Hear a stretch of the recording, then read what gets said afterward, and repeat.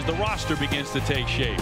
Hi, everybody. Thanks so much for joining us today. Great day for a ball game. Red Sox taking on the Astros. I'm Dave O'Brien alongside Red Sox Hall of Famer Jerry Remy. Tom Caron joining us in just a couple of moments. And Rem Dog, it's a Chris Sale day today. Thanks so much for joining us today. Great day for a ball game. Red Sox taking on the Astros. I'm Dave O'Brien alongside Red Sox Hall of Famer Jerry Remy. Tom Caron joining us in just a couple of moments.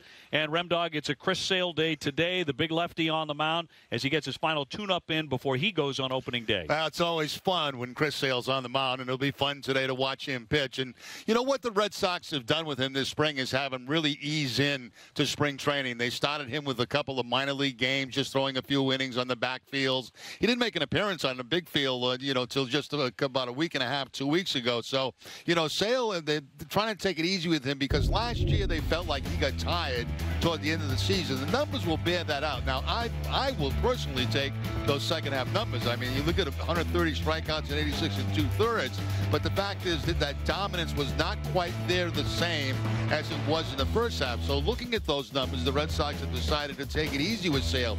I wouldn't be at all surprised, Dave, in the first couple of series of the year or early in the season that they kind of limit his pitches or his innings and try to get him so he's strong all season long so he can be effective for the Red Sox down the stretch and also in the postseason. A brilliant season for most of last year. The Red Sox have Chris Sale on the bump today. And in the last 48 hours, Alex Cora has made some tough roster decisions, and some of those have evolved around the pitchers. And Brock Holt is a guy, right now, his immediate future is kind of up in the air. He's hitting .345 for the spring. He's in the lineup today. Red Sox and the Astros from JetBlue coming up in just a moment.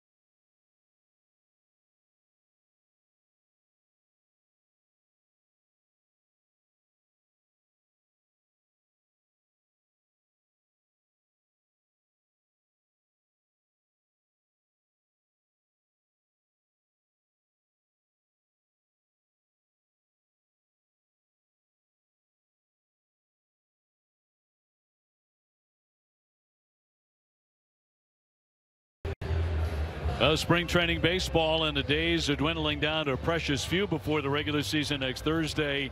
Red Sox will take on the Tampa Bay Rays right here on Nesson. So it's the last time for Chris Sale on a spring training mound before he goes up against the Rays, one of the many teams he dominated last season. He'll be making his fourth and final spring training start today.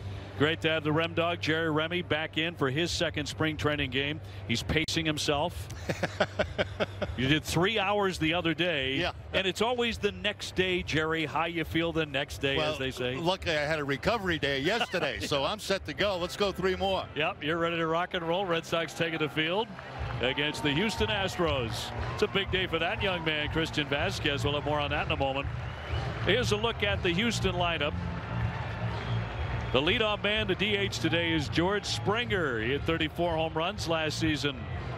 He's a big part of the success for Houston. Jake Marisnick is in center field. Alex Bregman will be their regular third baseman. He hits out of the 3 spot with J.D. Davis at first. Tyler White at second base. Derek Fisher in right field. Tony Kemp in left. Max Stassi does the catching, and Jack Mayfield is the shortstop. So Correa did not make the trip. Altuve did not make the trip. And it's Chris Sale. These guys will have to face 17-8 last season, ERA of 2.90.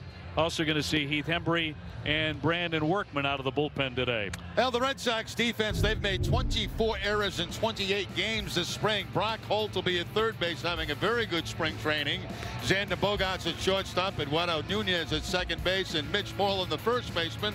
Left and right, J.D. Martinez, Jackie Bradley Jr., and Mookie Betts, and Christian Vasquez right behind the plate.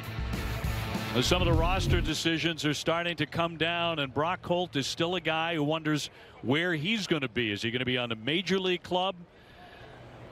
Guy who can play many different positions. Is he going to be in the minor leagues? Might he be traded? Might there be interest around Brock Holt because of that crunch for those final roster spots? Certainly looks like Blake Swihart has made the team. Nothing official on that yet.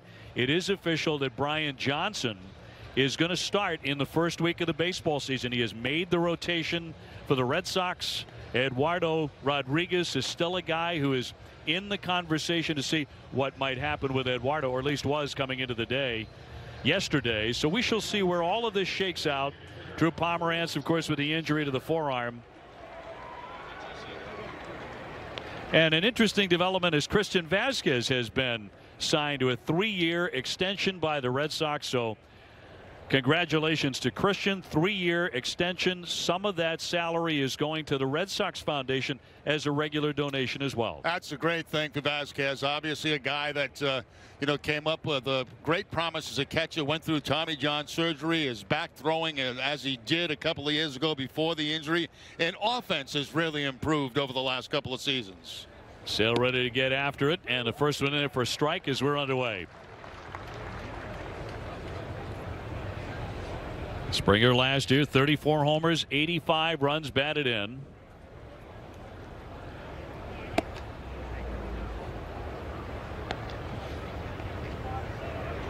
And Sale, after a dazzling debut season with the Red Sox, will get his 4th career opening day start next Thursday. 3-0 on opening day.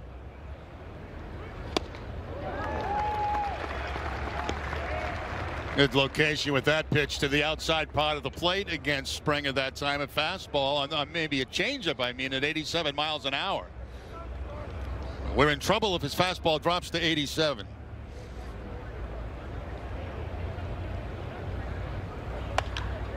High fly ball into left field, and Martinez shy of the track in the sun for out number 1. Marisnick will be next. So at this point, Red Sox with plans with the pitching rotation. Let's bring in Tom Caron now. TC, you found out earlier today that Eduardo Rodriguez is going to begin the season on the DL. Yeah, that's right. It'll be both Eduardo Rodriguez and Drew Pomerantz, we're told by Alex Cora, will be on the DL when the season begins. And of course, Stephen Wright found out last night it'll be a 15-game suspension for violation of baseball's domestic abuse policy. I spoke with Stephen Wright. You'll hear what he had to say, and we'll get you caught up on what the rotation will look like when it all begins Thursday at Tropicana Field. OB? Oh, can't wait for the real thing, certainly. Thank you, TC. Yeah, these are tough times right now for a lot of players, obviously, as you get right down to the wire to make this club. Brian Johnson with a terrific effort against the Yankees yesterday. That cinched it for him, didn't it? Did. And that was their A lineup up there, too, in Tampa. Marisnick 213 for the spring with no home runs. Pops it a mile down the line. Moreland giving chase, and in foul ground. Tough play there. Tough opportunity and no play. Yeah, you got a lot to deal with when you have the clear sky like we have today. No clouds up there to help. And then also the fact that you have that breeze blowing. And this is yesterday. Johnson, a couple of strikeouts right there. As you can see, he goes up and in with the fastball. And the breaking ball down and away. So a big outing for Johnson up in Tampa. Well, he's been a very confident guy all spring. On a rope, but it's going to sail foul. Bregman on deck. Houston in a magical season, of course. They won 101 games during the regular season, 101-61. They would defeat the Red Sox in the division series, go on and win the World Series. And that club comes back, and they get Verlander for a full season. Remember, they traded for him right at the trade deadline. I mean, seconds before the trade deadline expired last summer. And it took some convincing to get him to go to Houston. Best thing he ever did, right? Winds up with a World Series ring. Back with the Astros. Here's the 1-2. Sale eyeing his first K.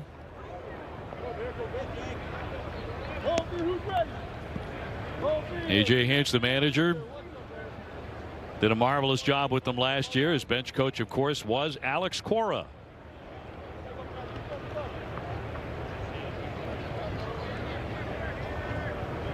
Red Sox new bullpen coach Craig Bjornson served on that coaching staff too.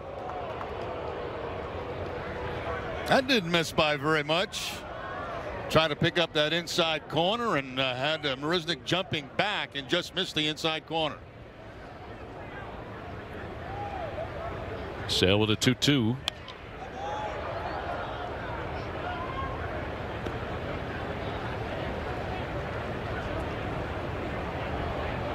Chris 17-8 last season. Finished second in the American League Cy Young voting while starting the All-Star game, and he set a Red Sox record for a left-hander with 308 strikeouts. Just got a piece of it to hang in there. Yeah, curveball that time from Sale. He's throwing all his pitches right here in the first inning. His fastball, his changeup. That time the breaking ball, and just barely fouling it off with Marisnick.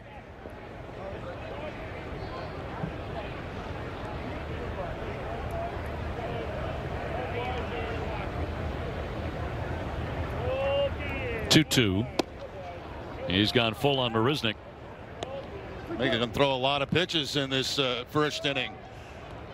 Been quite an at-bat by Marisnick. Sale struck out 18 batters in 14 innings here in Florida. And down he goes. He strikes out Marisnick, his first K today. After a pretty good battle, goes up and away from Marisnick. Off-speed pitch. It looked like it might have been a high changeup at about 84 miles an hour that time to pick up the strikeout, but that was a pretty tough at-bat put on. Yeah, made him work. It brings up Bregman. He'll be their everyday guy at third base. 284, 19 homers last year. He's had one so far for the spring.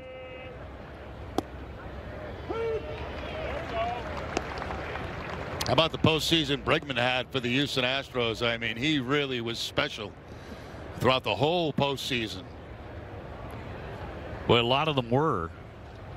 Springer, Correa, Altuve. Altuve just signed a gigantic deal at about $30 million a year. He's worth every penny. And now he's close to you in salary. My goodness, what is that like every 2 weeks to get that check, Jerry? You're asking the wrong guy.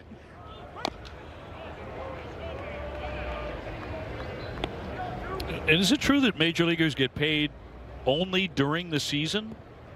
No, I think they spread it out now all year long. Yeah, there was a time when it was just during the season, but I think now it's. I think you might have your option really if you want to take it just over the course of the season or all year long.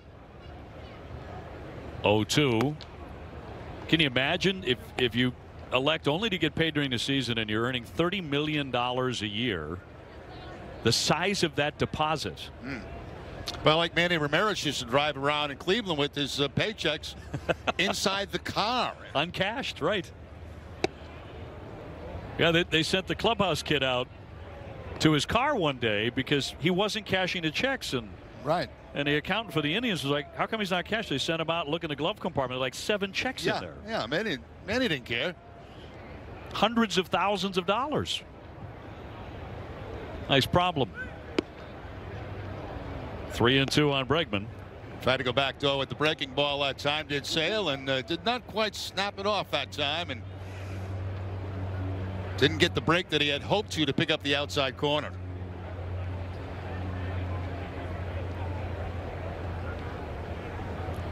Payoff pitch from Sale. Did he go? He did not. First base umpire Kellogg says no swing, so it'll be ball 4.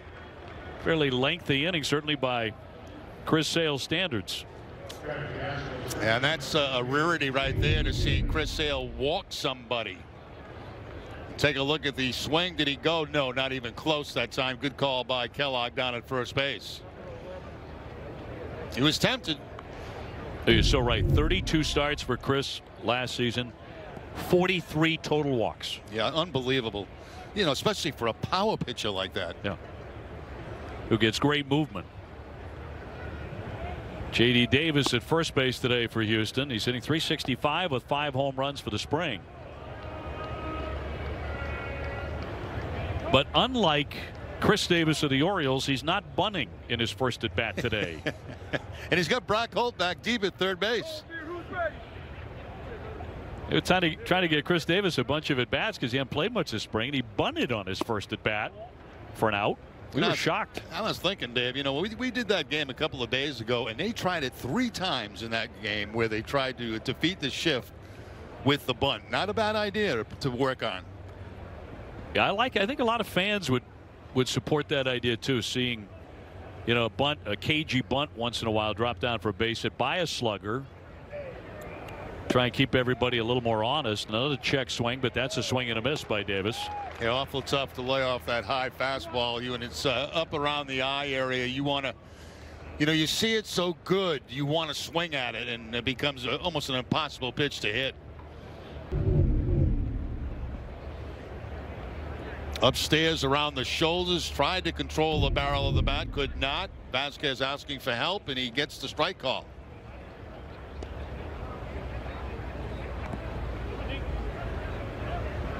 Get that side view of Chris Sale. He's really let himself go, of course. 6'6", 181 pounds. As slender as ever. Nicknamed the Condor is so fitting for him. This pitching style. Rocket, oh, it gets him. It knocks him down.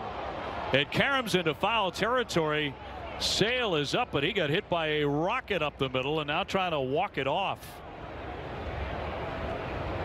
Where did it get Chris? Looked like right off the side of the knee. Oh my.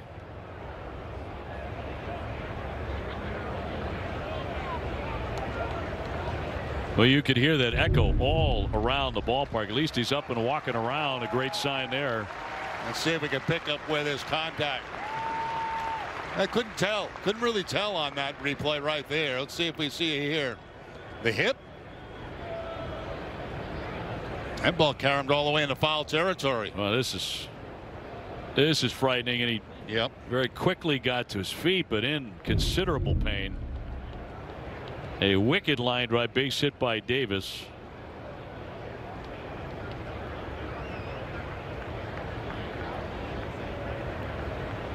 Now, yesterday in a spring training game, the final tune-up for Madison Bumgarner, the ace of the Giants, he suffered a fractured hand on a line drive, and he is out the first probably 5 or 6 weeks of the season.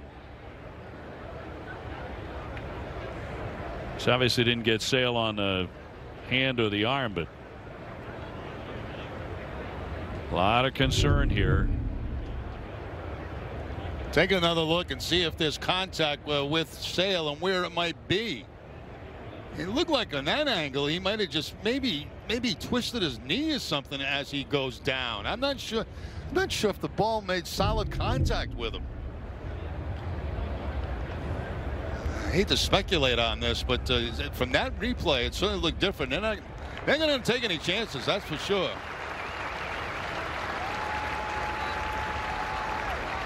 So Chris Sale today faces only 4 batters. And he is out of the ball game. We'll get you an update, obviously, as soon as we can. Brad Pearson taking him out of the game. Red Sox are going to have to go to the bullpen much earlier than they anticipated this day.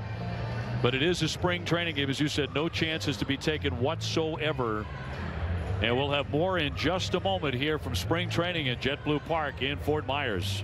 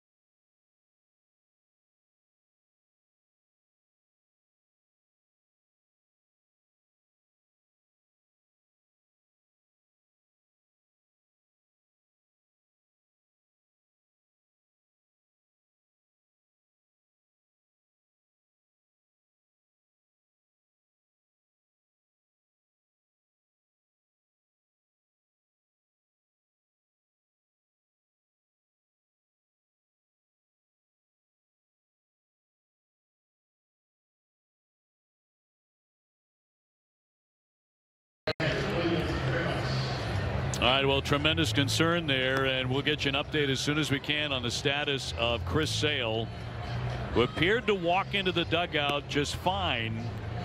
We're not sure if Chris twisted the knee when he got hit by that shot, where it got him exactly, if it got him on the hip or the hip and the glove. But at this point, we're awaiting an update as soon as we can. But Chris Sale has been taken out of the ball game. Here's another look. William Cuevas now in the ball game, the right-hander. Slow it down as much as we can and see exactly. It's awfully difficult to tell right there. It looks like the frown on his face. It looked like maybe it got him in the hip, and then he was grabbing his knee as he went down to the ground. So very difficult to tell exactly where that got him, how it got him. Right there, he's got that left hand on the left knee. Yeah, so to your first point, did he twist that knee? Yeah, I think that's the question right now.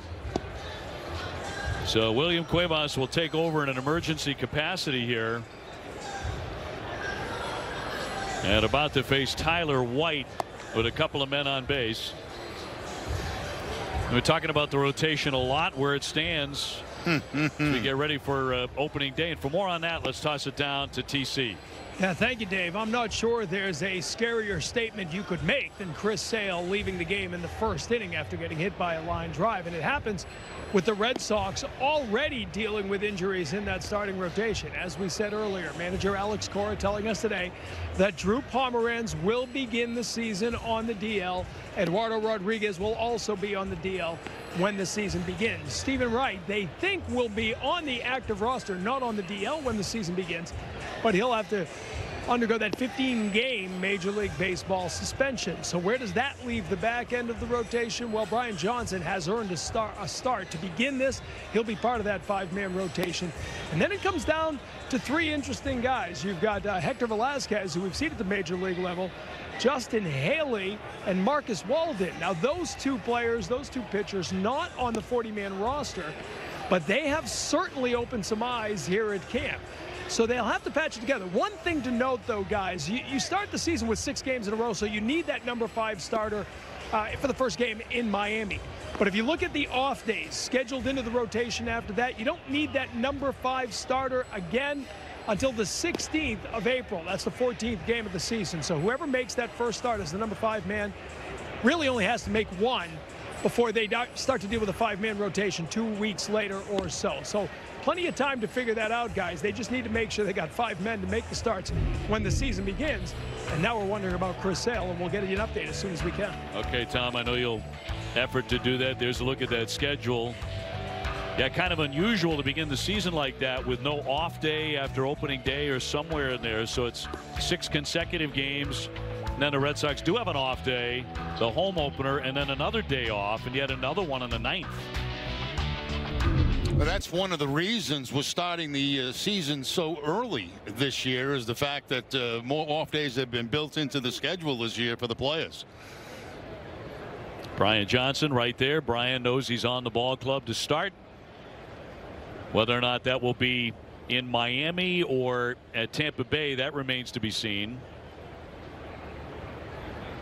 Red Sox certainly want to stay away from anybody with knee problems in the Miami series because the pitchers have to hit.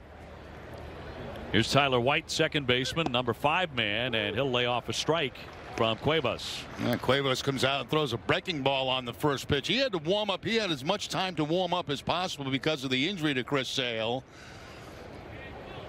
But it really didn't take him that long.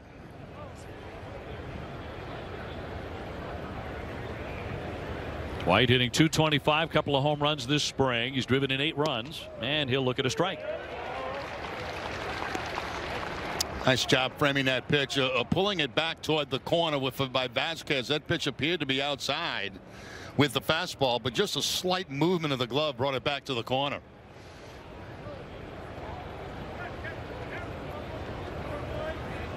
Bit of a breeze at the moment out toward left. And the 0-2. TC mentioned Marcus Walden, I think little known to Red Sox fans, but he started Wednesday's game against Tampa Bay, went 3 scoreless innings. He has a .069 ERA. Haley is another guy who has impressed the Red Sox. Yeah, those kind of numbers, they'll put you in the mix, won't they?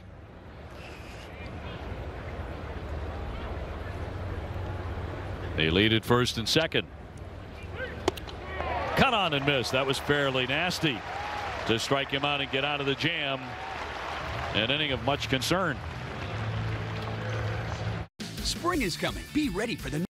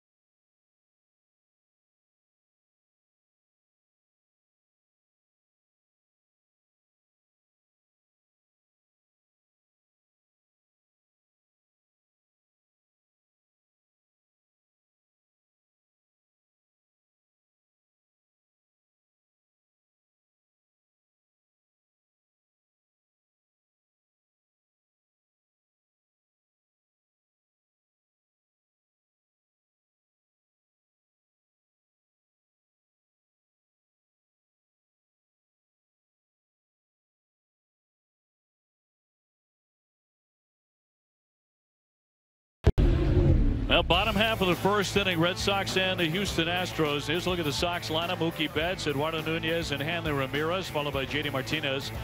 Then Xander Bogaerts, Mitch Moreland, Jackie Bradley, Christian Vasquez, and Brock Holt.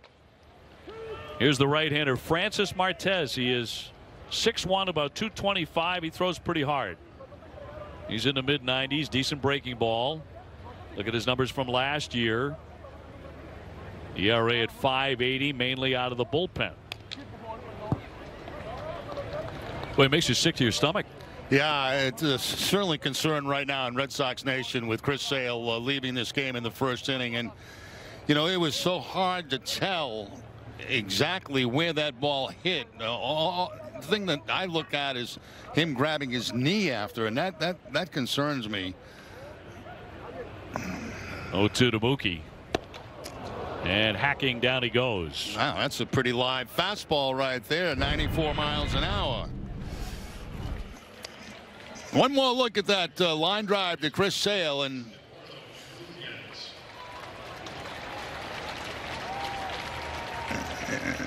TC was telling us it sounded like it hit something down there. He couldn't tell exactly where, but it sounded like it made contact with Sale. Now the question was, is it a glove? Was it his side? And why was he grabbing his knee? And that's yes, the question, you know. That's the mystery there, because it did not hit his knee. No. Higher up than that, obviously. Here's Nunez. 222 for the spring. But every Red Sox fan is feeling the exact same way in the pit of the stomach. Now let's look at the Astros defense. Alex Bregman at third base. Jack Mayfield, a shortstop. Tyler White at second, and J.D. Davis at first. Kemp, Marisnik, and Fisher in the outfield, and Stassi doing the catching.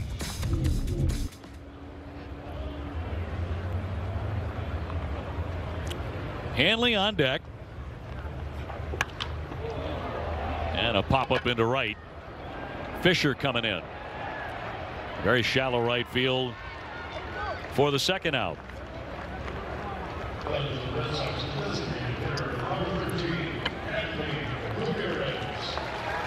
Hanley will step in at 279 here in the Grapefruit League. He's hit 1 home run.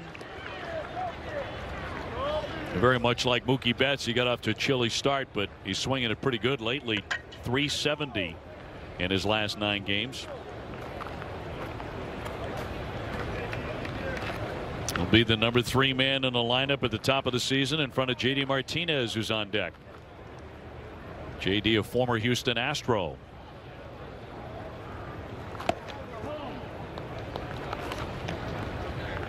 I think J.D. Martinez's story has kind of a David Ortiz Minnesota Twins feel to it, doesn't it?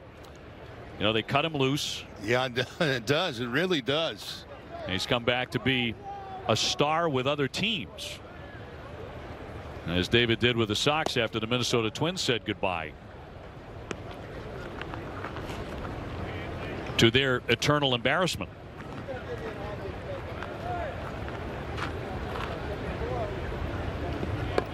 Packed house here at JetBlue on a gorgeous day. 78 degrees when we got started.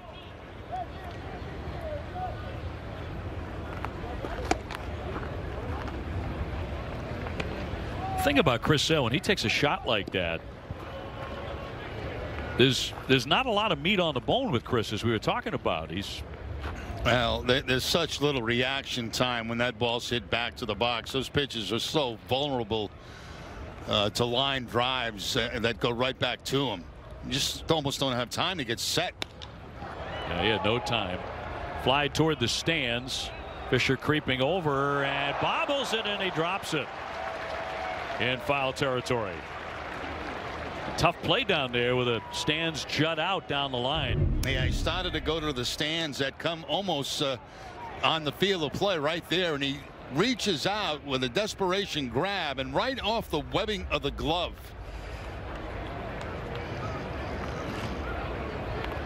Put another 3 inches on that glove and he's got it in the basket. And that's a tough place right there to go get a fly ball, because you got the stands that come right out to almost on the field of play.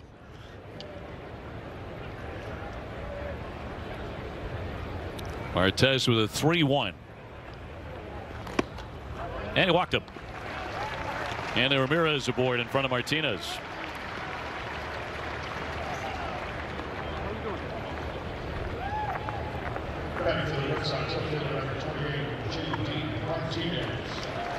JD at 273. No home runs yet for the spring. He's driven in 6 runs.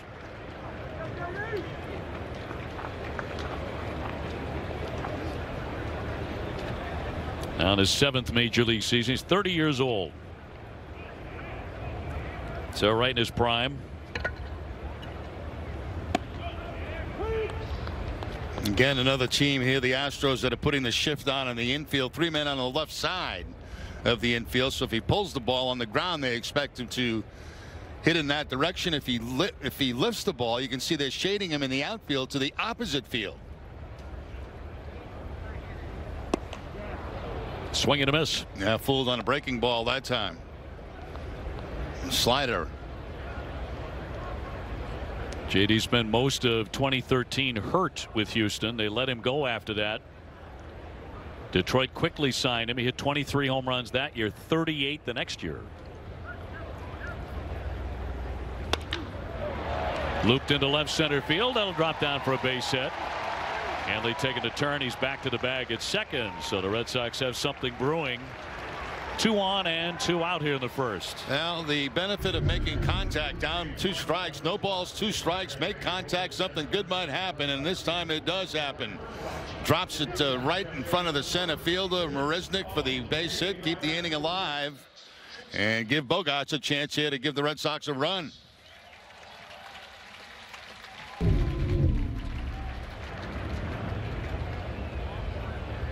This Red Sox team is very confident it's going to score runs.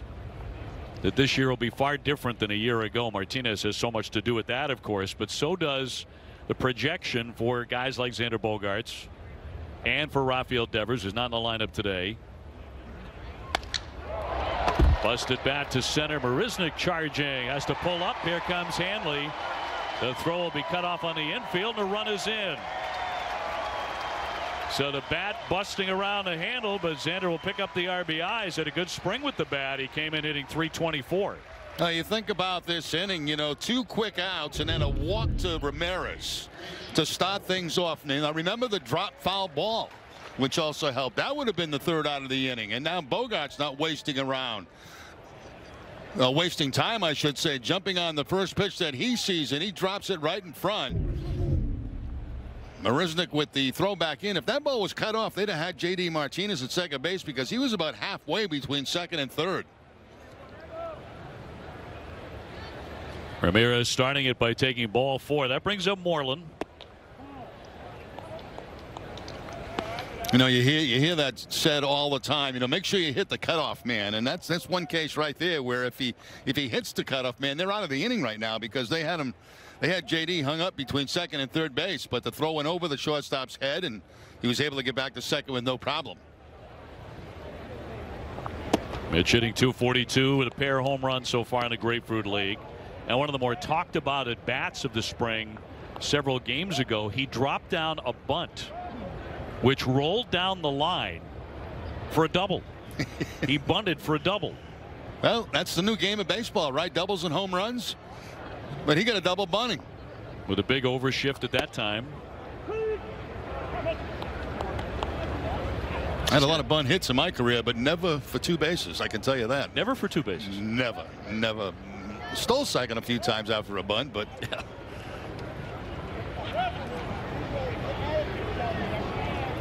I don't know how many times you'll see that from Mitch Moreland, but he was talking about with Tim Hires afterwards. You'll see more of this. He rakes it. That's going to go all the way to the fence. In to score Martinez. Xander rounding third. He's going to score. Moreland's taking off for third. He's going to get there.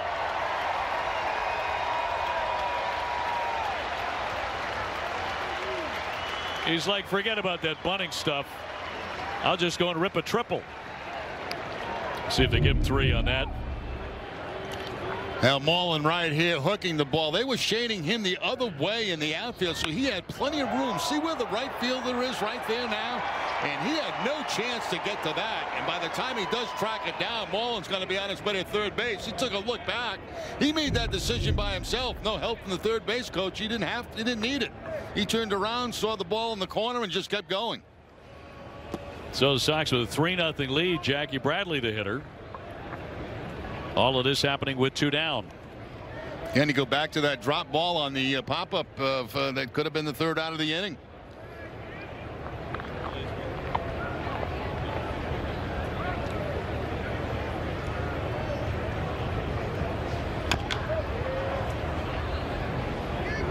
Jackie so far 184 this spring.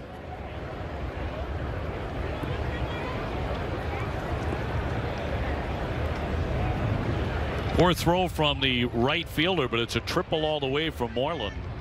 Picks up 2 RBIs on that.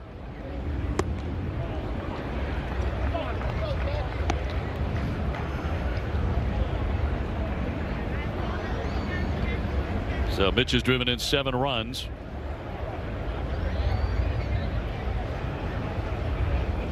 A lot of Red Sox actually swinging very good bats right now. Had a good time. There's a high fly into right. And Fisher makes the catch to retire the side.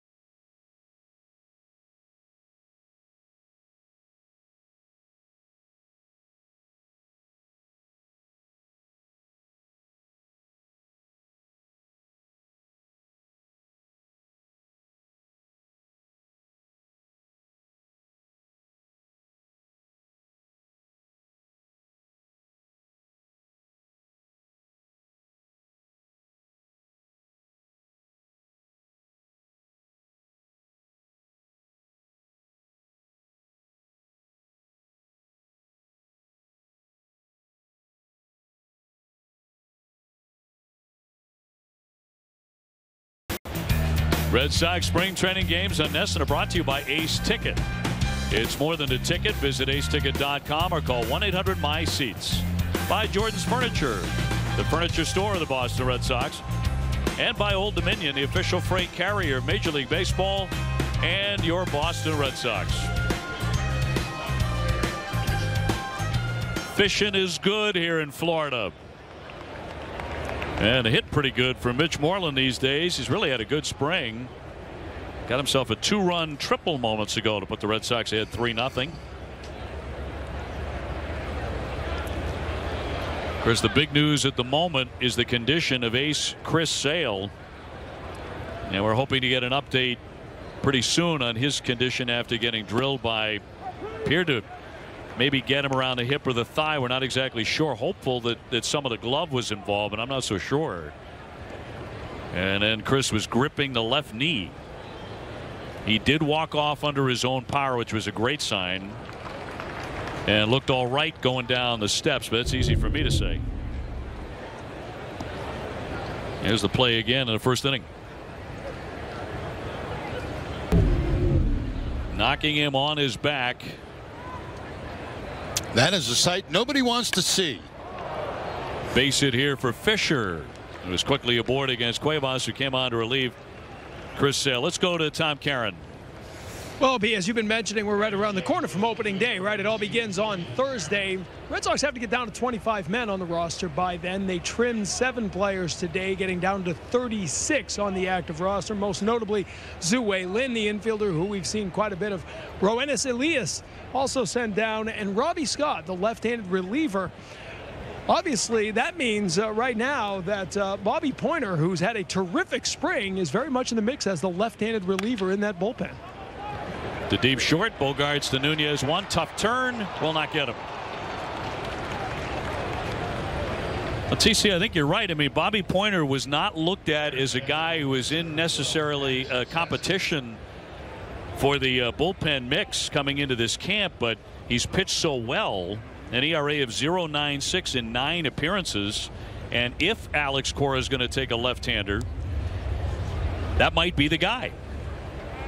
And he's earned his way at this point. Yeah, it certainly has. One of those surprises. You know, you always get a few surprises down in spring training, names that you haven't heard before, and they do things that catch the attention of the coaching staff, the front office. Max Stassi, the catcher, 143, couple of home runs this spring. You know, as he came out of the bullpen the other day, you and I were in Sarasota. Robbie Scott came on, bases loaded situation, and you said it, that this was sort of right into the fire for him, and it's exactly what Alex Cora wanted, to see how he would work his way out of that jam. And he wound up giving up some hits and some runs. It didn't go his way. Yeah, facing a lefty, and they wanted that lefty-lefty matchup, and it didn't work out for Robbie Scott, obviously, in that ball game. And you know, those are the kind of things they're looking at as you're getting to these last couple of days with just a few spots available.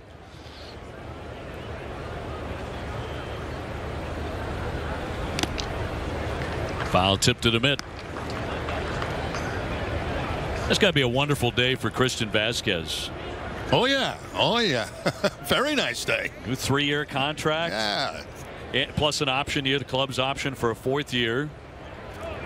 To know you're going to be here with the Red Sox, you're the #1 guy for several years to come.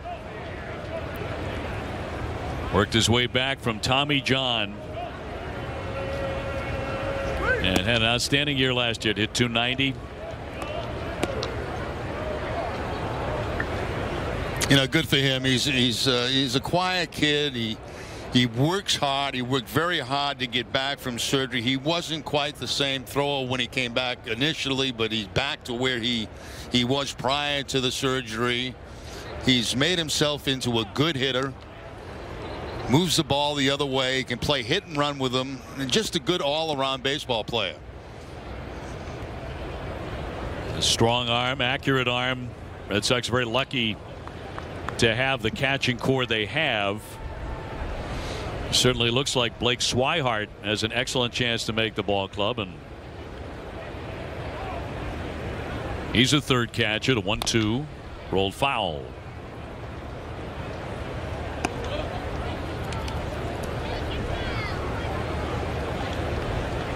I wonder who gives him the call. His agent early in the morning, say, hey, everything's wrapped up, congratulations, you're all set for 3 more years.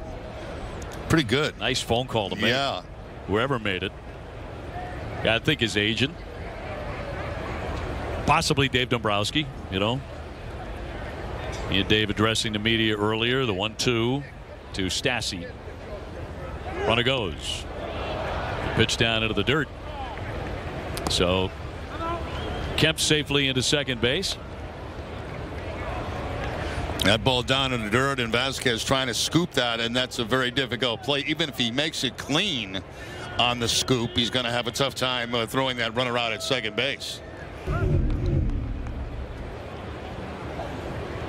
See the ball being down in the dirt right here. Tries to backhand it because he knows the run is going. He's trying to be as quick as possible, but just bounces out right in front of him.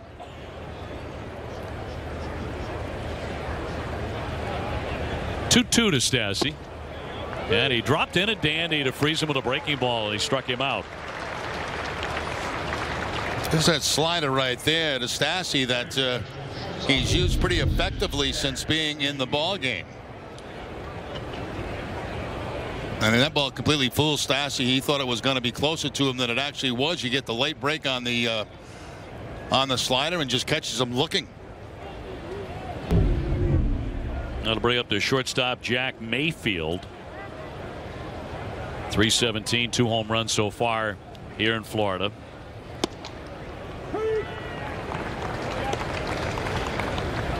Astros are going to open up on the road, but in the state of Texas. Will be taking on the Rangers, and they come home against the Baltimore Orioles. Orioles have an absolutely ridiculous April schedule. One of the toughest in all of baseball. That'll get by, and down to third safely is Kemp. So a man at third with 2 down for the defending champions. Fastball just sailing away, and again trying to backhand it was Vasquez behind the plate, but over to third base goes the base runner Kemp. So any kind of wild pitch past ball, you got to run with the man at third base right here.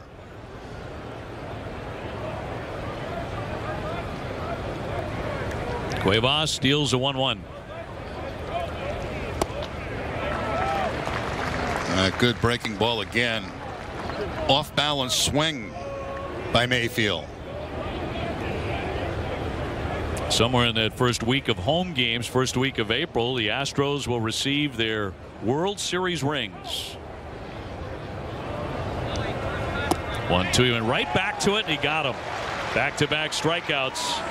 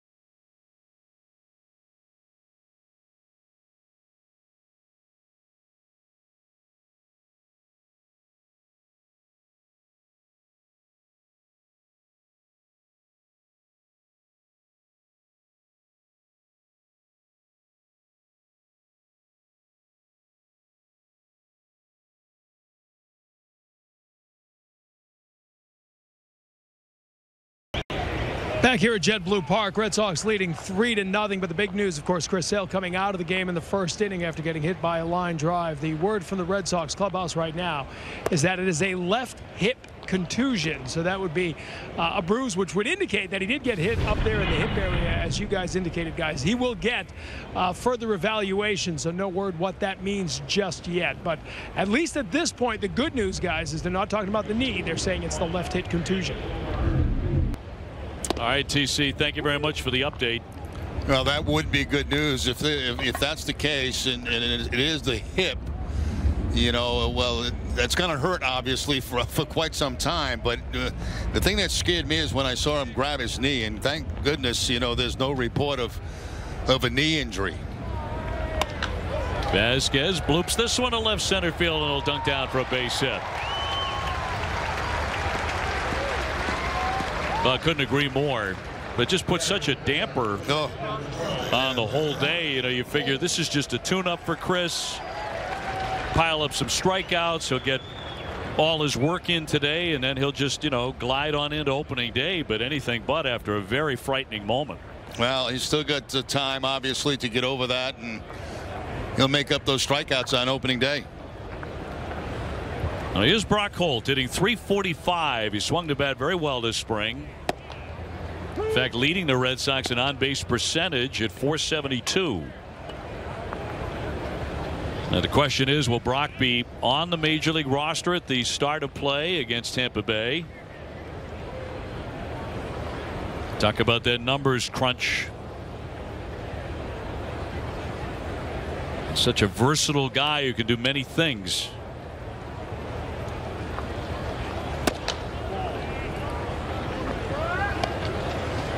One ball, one strike now, and Holt, he'll take a long look down at third base. The fabulous for the signs, and see if the Red Sox possibly could play some hit and run. They're in a shift right now on the right side of the infield. Just missed. Clayman's not an easy guy to play hit and run on. You know, a lot of times when you think about the hit and run play, you're talking about single ball pitches, guys just certain you can make contact on. You know, some of these hard throwers like that, it's pretty difficult to put that play on. There's no guarantee of contact.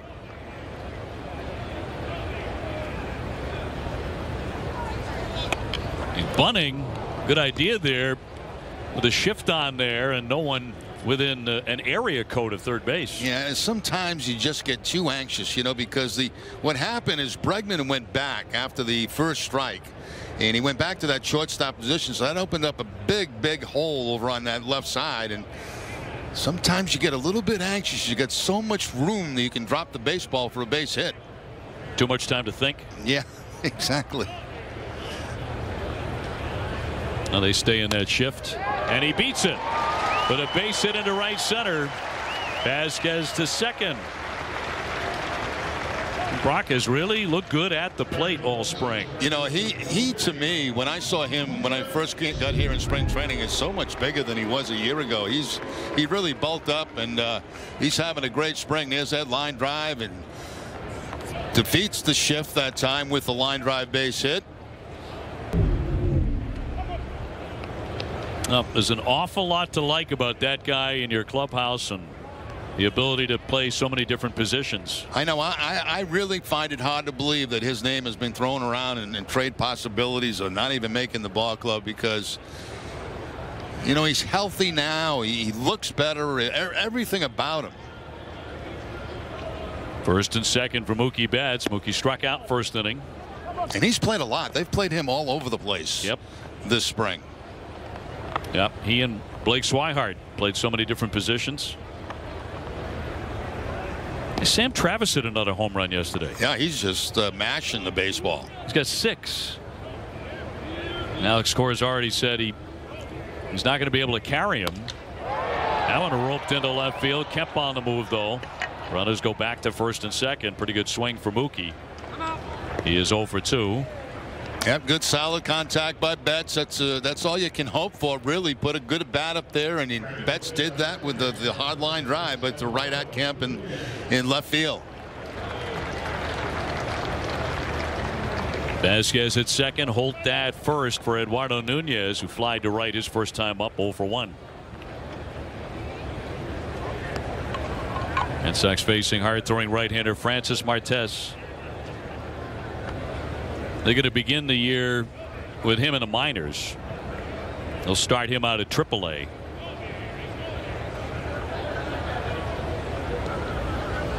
One man gone. Up the middle solidly for a base hit. Vasquez advancing 90 feet, and the bases are loaded. Now Sox getting some pretty good swings off this guy. Yeah, that ball was hit so hard that Marisnik in center field got it very quickly. And the other thing is the runner at second base, and Vasquez had to hold up a second to make sure this was not caught. Here's the line drive. He wants to make sure it's not going to be caught by the second baseman. He doesn't want to get doubled up, and so they have to hold him at third base. So the base is loaded for Hanley Ramirez.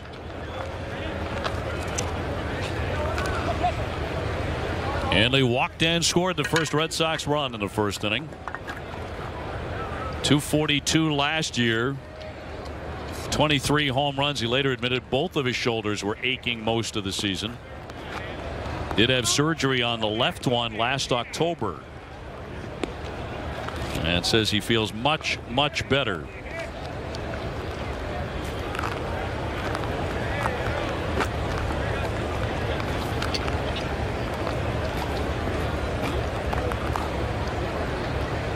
JD Martinez on deck. They are loaded up with one down. A strike. Seeing a lot of players wearing that new style helmet with the plate coming over to the cheek area, as you can see right there. More and more players throughout baseball wearing that type of helmet. As some of them, as in the case of Hanley, not because they were hit by a pitch, not because they were hit on the helmet. Although I know that was the case with Mike Trout. He went to one after he had been hit in spring training. Didn't get hit in the face. He got hit on the helmet. Hanley had a 4-run swing right there. Just unfortunately fouled it back with the contact, but he had a hanging breaking ball that time, a hanging slider that he had a really good swing at. That could have been 4 quick ones.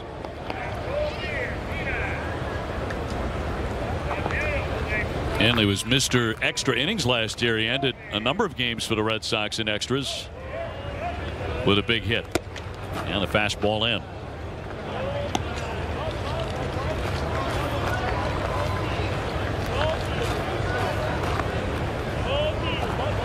Hanley had a very good postseason series against Houston last October. He went 8 for 14. 571 against Houston. The Astros took that series.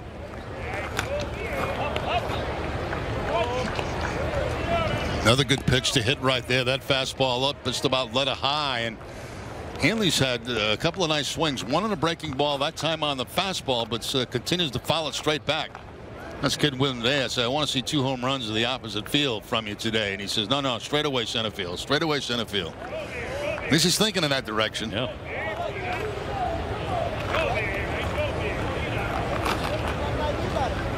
He has one so far in the Grapefruit League. Vasquez, Holt, and Nunez loading up the bases for the Sox.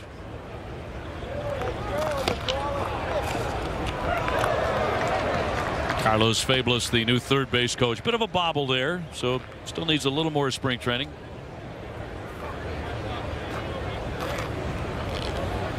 Carlos got a great personality. He's become very popular this first year with the Red Sox, first spring training. Oh, he had a cookie hop too.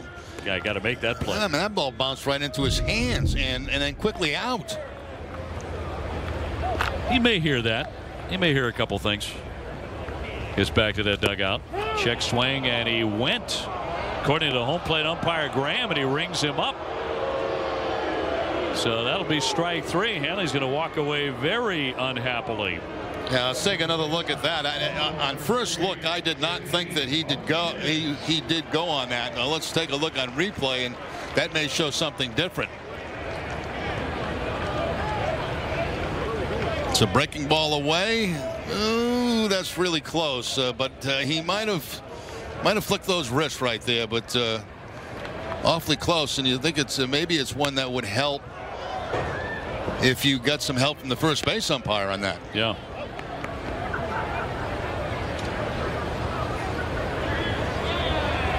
So 2 down, bases loaded for JD Martinez. Red Sox did not hit a grand slam all last season. Kind of hard to believe, but Martinez himself hit 3.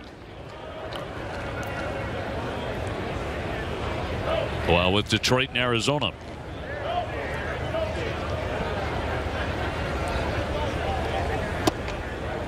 A strike. So JD in the hole, 0-2. Red Sox leading 3-0.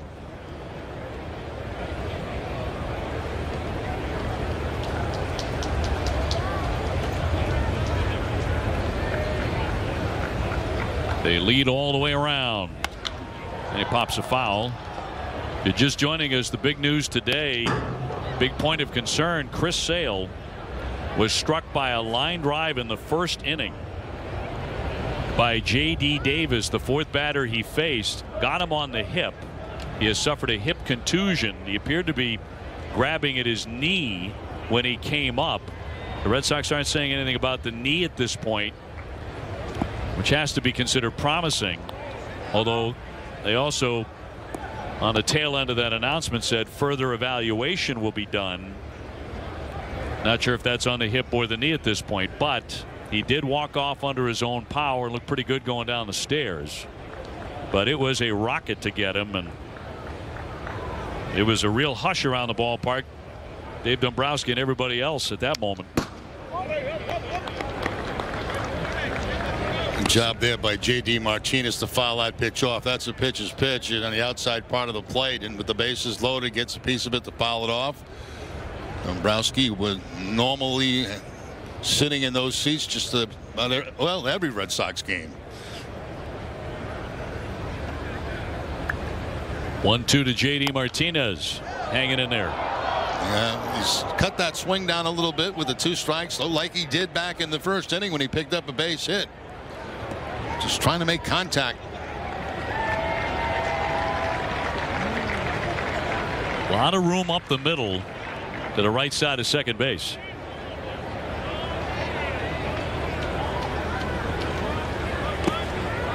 Good stop by Stassi. It's 2-2.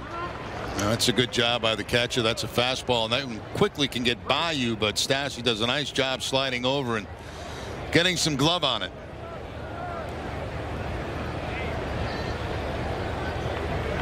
JD will get his hits. Not all about hitting the ball over the wall for him.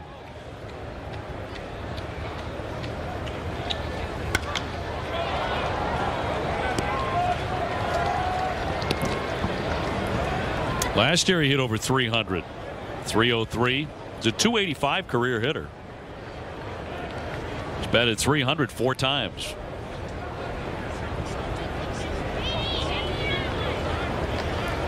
Vasquez, Holt, Nunez from third to first. And a 2-2 again. All filled up. That's a tough pitch to lay off right there on a 3-2 count.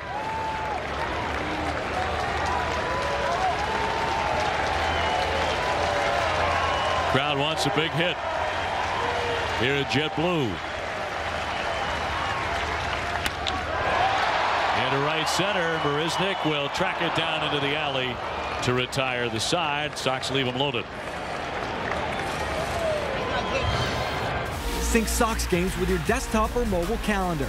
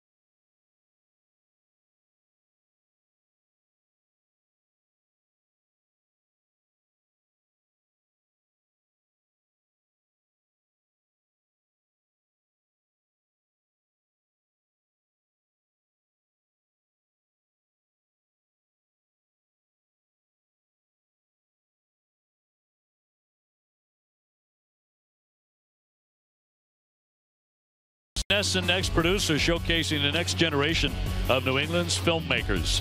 Today we take a look at student films from Trinity College and Central Connecticut State.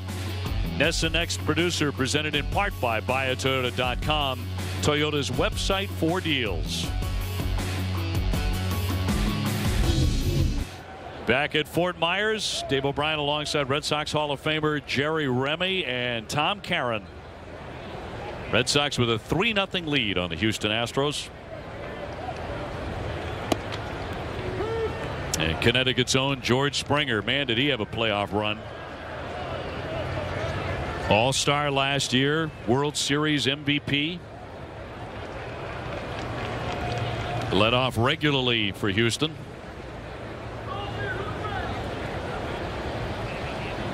Obviously, he wasn't the only man who was outstanding in October, but he was money.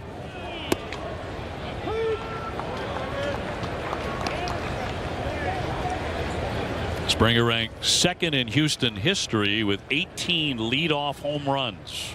It's a long way away from Craig Biggio, hit 53 on his way to the Hall of Fame, but nice start for George. He's now 28.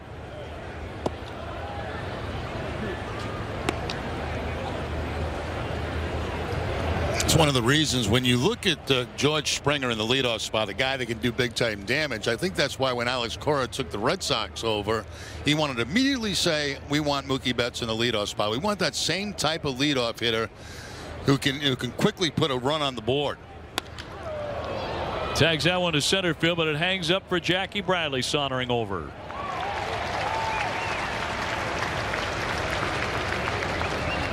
One down.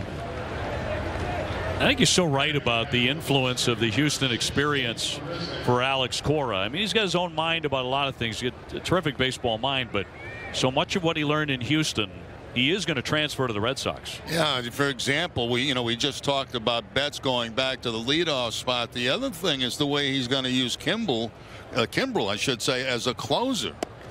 And it's not necessarily going to be the ninth inning all the time. You might have the meat of the order coming up in a one-run ball game in the eighth, and that you might see him right then. Yeah.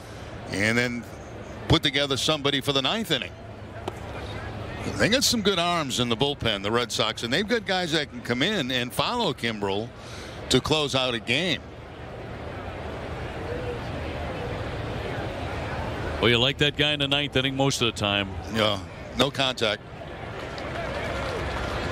We were saying the other day, Craig Kimbrel came this close to 50% strikeouts last season. I mean, at the major league level, when you're talking about the best guys in the world at this, to strike out half of them over the course of his season, it's mind-boggling how good he was. And doing it with two pitches, that fastball, which he rode up in the zone quite a bit last season, got a lot of undercut swings, and then of course that big sweeping heart-breaking ball, which is illegal. Marisnick 0 for 1 with a strikeout.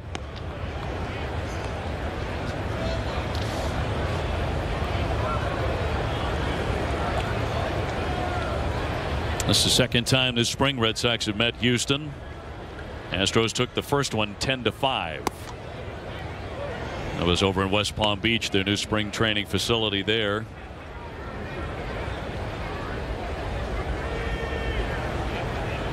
You don't make much of spring training results, but both of these teams have had good springs. Sox are 18-9-1, Houston 18-8-4. A lot of ties for them. Here comes Xander Bogaerts with a barehand attempt, but safe at first is Marisnick with the infield single. Yeah, that's a frustrating play for an infielder because it's not hit hard enough to make a routine play. You've got to charge the ball, and the only chance you've got is with the bare hand, and then it becomes a 50-50 play. Is it going to land in my fingers or not? And this time it does not for Bogaerts. And I think even if he makes that play, he's not going to have a play at first base. It would have been too late. So third hit for the Astros, and have all been singles. Alex Bregman now took a walk in the first inning. That was right before J.D. Davis hit the line drive off of Chris Sale to knock Chris out.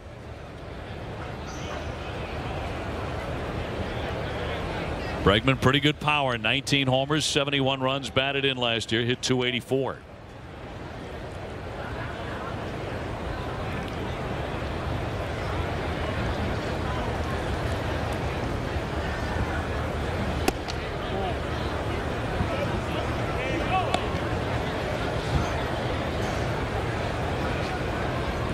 Red Sox will be over at nearby Hammond Stadium to take on the Minnesota Twins tomorrow. That'll be David Price. Craig Kimbrel also scheduled to work in that game.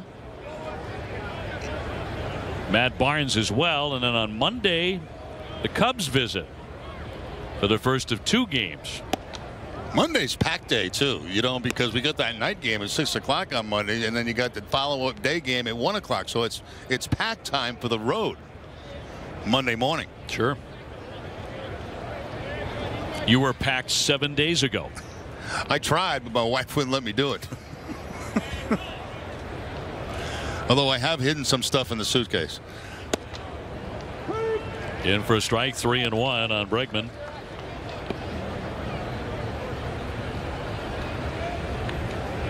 I'm sure your wife is the same as my wife in this regard. My wife is dazzled by my ability to pack quickly. Mine has not dazzled my ability to pack at all. 3-1 with a runner going. Through for a base hit into left. Marisnik into third. Going to be a play there. Here's the tag, and he's safe. Oh, now he came off the bag, and he's out. Red Sox get him in the end for out number 2. As an infielder, you try to stay with that tag as long as you possibly can, because you have so many guys now that goes into that slide and come off the bag, and that they work on stuff like this. Here's the throw. You can see it's the head first slide, and then off the bag, tries to switch hands, but that's not going to work. So contact made. And continued contact by Bogaerts, and they get the out at third base. Big out. So Xander's sticking with it. Runner at first, 2 down now for Davis. You know, they used to tell you, you never use a head for a slide, but I got to tell you, the more I see it, the more things you can do with a head for a slide. It's dangerous, yes, for the fingers, for the wrists, stuff like that. But I mean, you can make that swim move and do all the type of things they do around the bag, and you know, it's pretty impressive what how many guys that should be out by a long margin end up being safe. That time it cost him because he did come off the bag.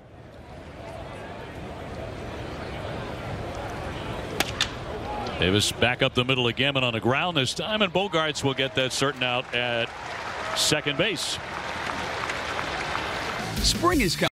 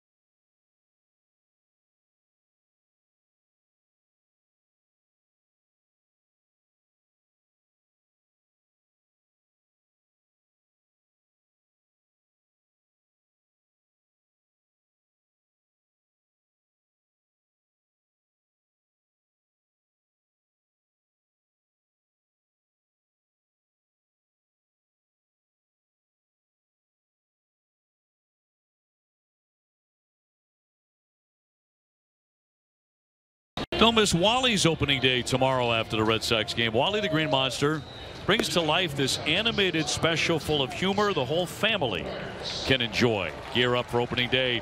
Special presentation of Wally's opening day tomorrow after Red Sox spring training coverage on NESN. Check out Wally, with his Wally Bahama on. Looking pretty good.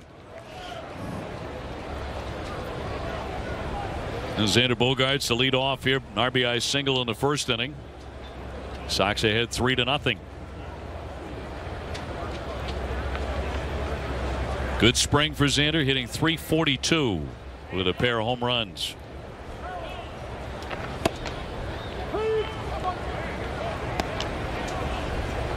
Facing a very important season, his 5th major league season. Now 25 years old.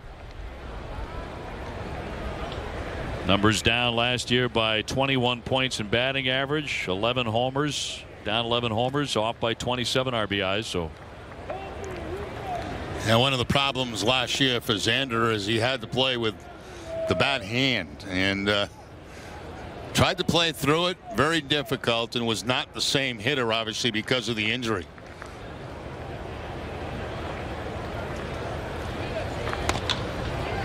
High chop to third, and Bregman on target. One man away. Yeah, right after he got struck on that hand, he went 4 for 26 or something. It was obvious he was not the same guy. No. Never did get back to that stroke again. His numbers were pretty good. Yeah. leading up to that point. Very good. He had a very good first half of the season until he did get hit by that pitch. Mitch Moreland ripped a 2-run triple his first time up.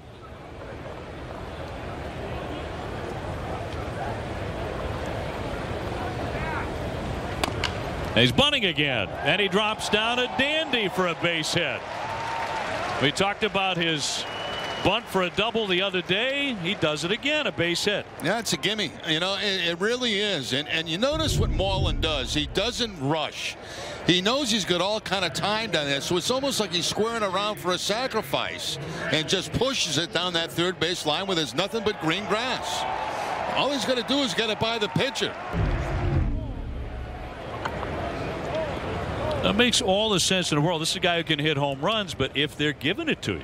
Yep. And you're capable, and he obviously is. He's 2 for 2 today. Jackie Bradley 0 for 1.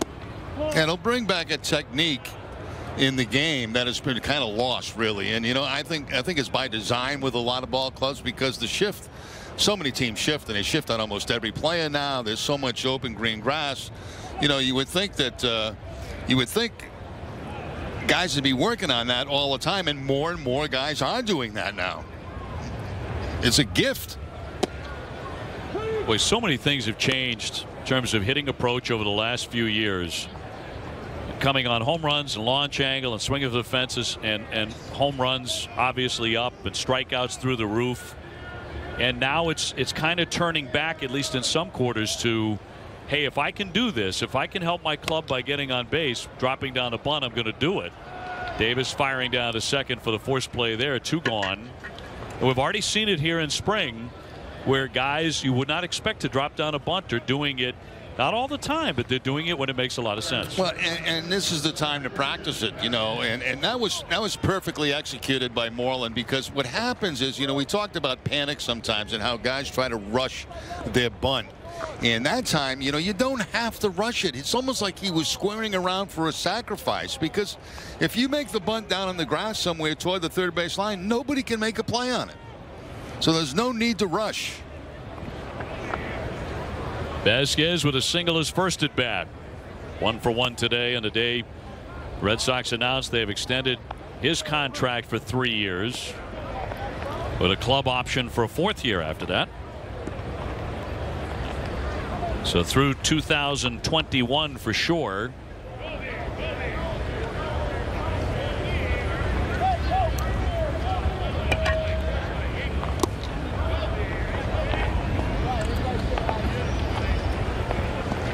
There's a chance in this at bat that Jackie could take off at first base and try to steal and get into scoring position for Vasquez. He's got a steal on the spring. He's been thrown out 1 time.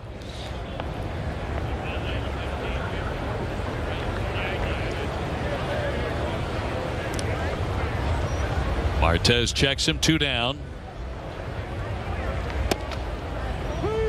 2-1.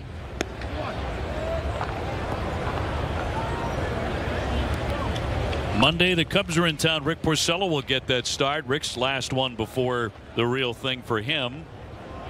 It's a really nice piece on Rick Porcello out fishing.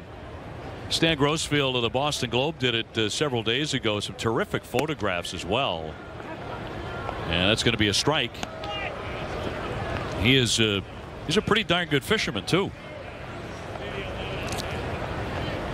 Well, I've had an experience fishing, and I thought it was going to be an easy thing to pick up. You know, I caught a fish within probably 5 minutes, and that was it for the weekend. I mean, nothing more. And you were done. I was done. Did you release it as well? Yes. I went with Bob Stanley, former teammate of mine, and now a coach in the Toronto organization. And well, you know, he knew how to fish. I had no idea. I just threw the thing in there, and within 5 minutes I had a fish. So this is pretty easy. Well, that was it. Well, you retired on top. Yeah. 3-2. There goes Bradley, and that's strike 3. Caught him looking, side retired. Here's how Old Dominion puts together a winning performance.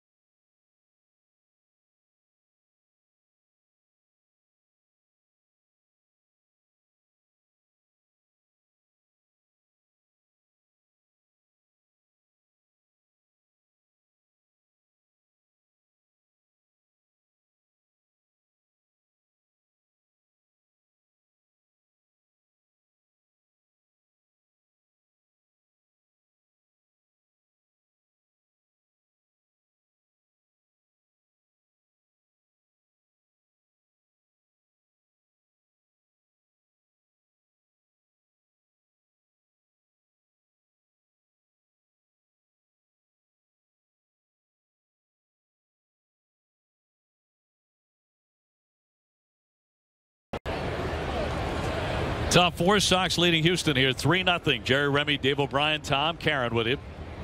Tom Caron's son here at the ball game today. Red Sox spring training games on Nesson brought to you by Jordan's Furniture, the furniture store of the Boston Red Sox. A good looking kid. Talented athlete in his own right, I believe. TC's a big hockey family too. Big hockey family. TC's a good hockey player. Hockey, soccer. Tyler White punches that one to Brock Holt. He'll hoover it up and set him down. Yeah, OB, yesterday was Robbie's 18th birthday, so you know, nothing says I love you like free tickets to the game. And you've got connections. Those are Remy's seats. Thanks, Jerry. Very nice. Great trip. Great trip at this time of the year. Where did the years go? 18 years old. Oh my goodness. TC's got to say the same thing. I've been doing it. You've been doing it for years. Like, what happened to all of those years, man? You know, it was diapers 1 minute and college tuition the next. And then there's still college tuition. It goes on for a long time. Like, yeah, that never ends. Derek Fisher base hit first time up. TC's got that to look forward to there. Strikes, guest. Bank accounts, dwindling bank accounts. It's just so happy when that ends, you know. And then, yeah, then grandkids come along and there goes a few more bucks. But that's you gratefully do that, right? Absolutely. You have to, really. I mean, and you feel good about it. Jacked into left, pretty well hit. Martinez all the way back to the wall. He's going to turn and play it off the fence. Jackie Bradley will scoop it up. It's a double for Fisher, who's 2 for 2. And that cross breeze today, it's slightly blowing in toward left field. I thought it was going to knock that ball down, but no, it had enough carry to hit right off the top of the scoreboard and picks up his second hit, as Dave mentioned, a single, and now the double. There's JD going back to the scoreboard, looks up, and it's going to be over his head, but there's Bradley, who's so used to doing that, backing up the play. Breeze not quite as strong now as it was at the beginning of the game. Here's Kemp.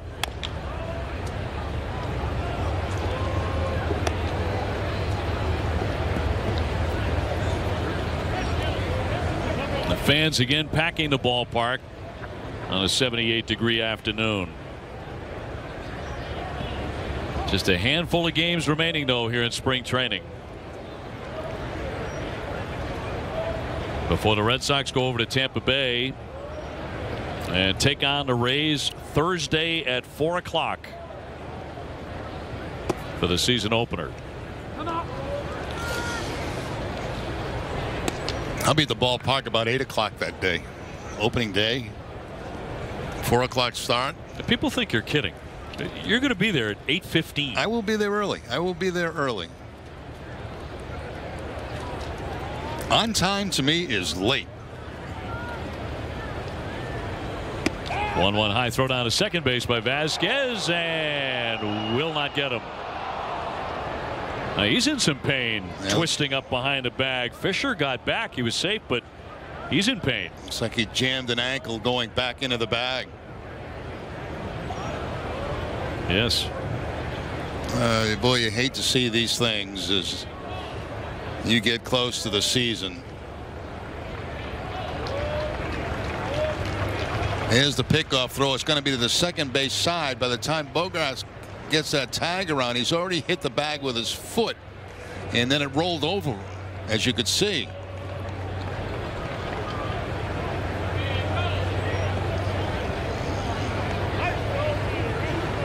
Xander very diligent about keeping that tag on. You remember he got the out at third base because he did that last inning.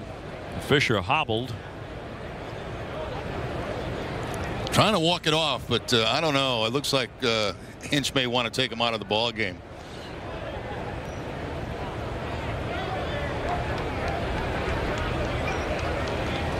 I was going to prove to his manager, no, I don't have to come out. And trying to tough it out.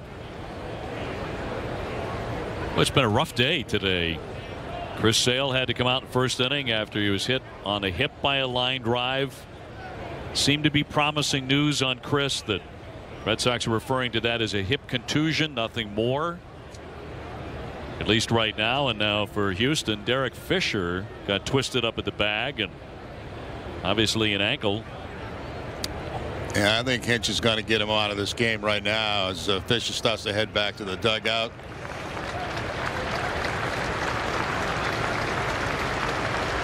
He went 2 for 2, but they're going to get a runner in for him now.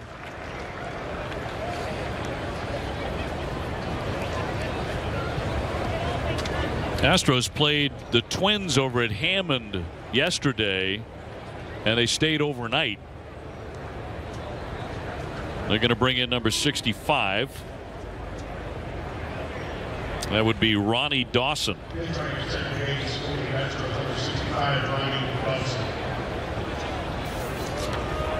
So Fisher's day is done.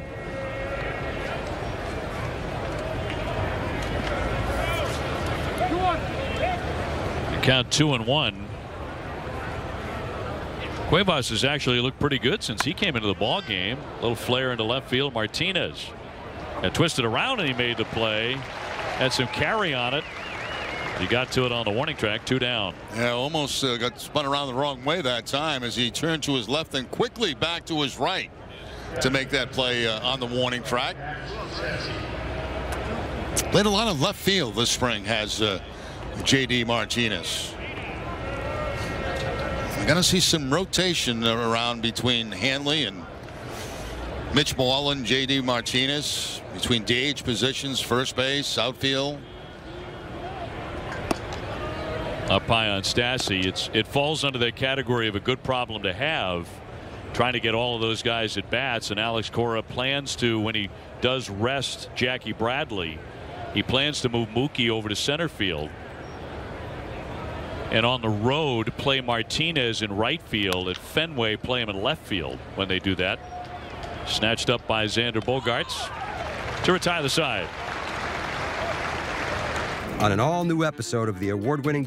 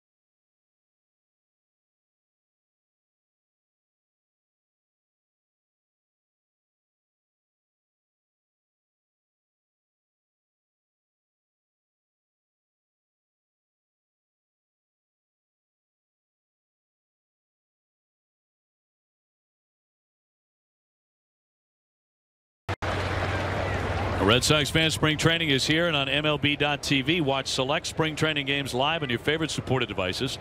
Blackout and other restrictions apply for regular season games. Visit MLB.tv for details. Red Sox ahead here 3-0. A lot of wheels turning, and is often the case here in the waning days of spring training. The Red Sox have announced that they have traded infielder Devin Marrero to the Arizona Diamondbacks in exchange for a player to be named later or cash considerations. So best of luck to Devin, who can really pick it. 27 years old. He spent his entire pro career with the Red Sox, and now off to Arizona. He's out of options, so that means that he'll be with the big club in Arizona. Caught in a log jam here, and this guy Brock Holt, who's had a great spring. Looks like that has been decided now. Yes. Brock, an immensely popular guy inside the Red Sox clubhouse, and a couple of years ago he was an all-star. He's 1 for 1 today with a base hit. He wraps that one to the shift, and a fast out. Mookie Betts will be next. I'm talking with a couple of the Arizona broadcasters who are working the game today. Robert Ford, their lead announcer, and we're talking about superstars in the game today. You know, the Bryce Harpers and Mike Trouts and guys like Chris Sale and Judge and Stanton. And he said, you know, the rest of the league, everybody believes Mookie Betts is in that conversation as not just an outstanding player, a star, but he said around the league, everyone thinks that Mookie is a superstar. Well, there's good reason to think that. I mean, you know, you talk about a guy that can do, you know, the 5 tools we always talk about. He's got them, and he does them all very well. None other than David Ortiz said near the end of spring training that Mookie could be the Sox next leader, in his opinion. Something that Mookie's also talked about his willingness to be. Mookie said, I'm going to approach things a bit differently this year and try and be that guy, you know, to pump other guys up who might be dipping a little bit, and he thinks the force of his personality, and I agree with this, could be a real factor in there. He's now 25 years old. The timing would appear to be right. Oh, he had a nice swing at that, didn't he? Fastball just above the belt and just fouling it straight back. This was very close to being a home run. And when you see a ball hit straight back like that, it generally means the hit is on it pretty good. He held up.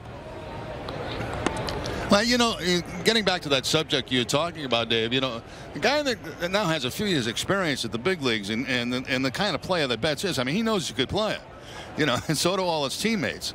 So, you know, the more time you get in, the more you feel comfortable as being a go-to guy in the clubhouse. And I think Mookie may be getting into that stage of his career. The first couple of years you're around, you know, you're trying to survive. You're trying to. We used to have those clips of him always talking to the bench coach, Torey Lovello, you know, trying to get as much information about the game as possible, learning all the time, while putting up great numbers.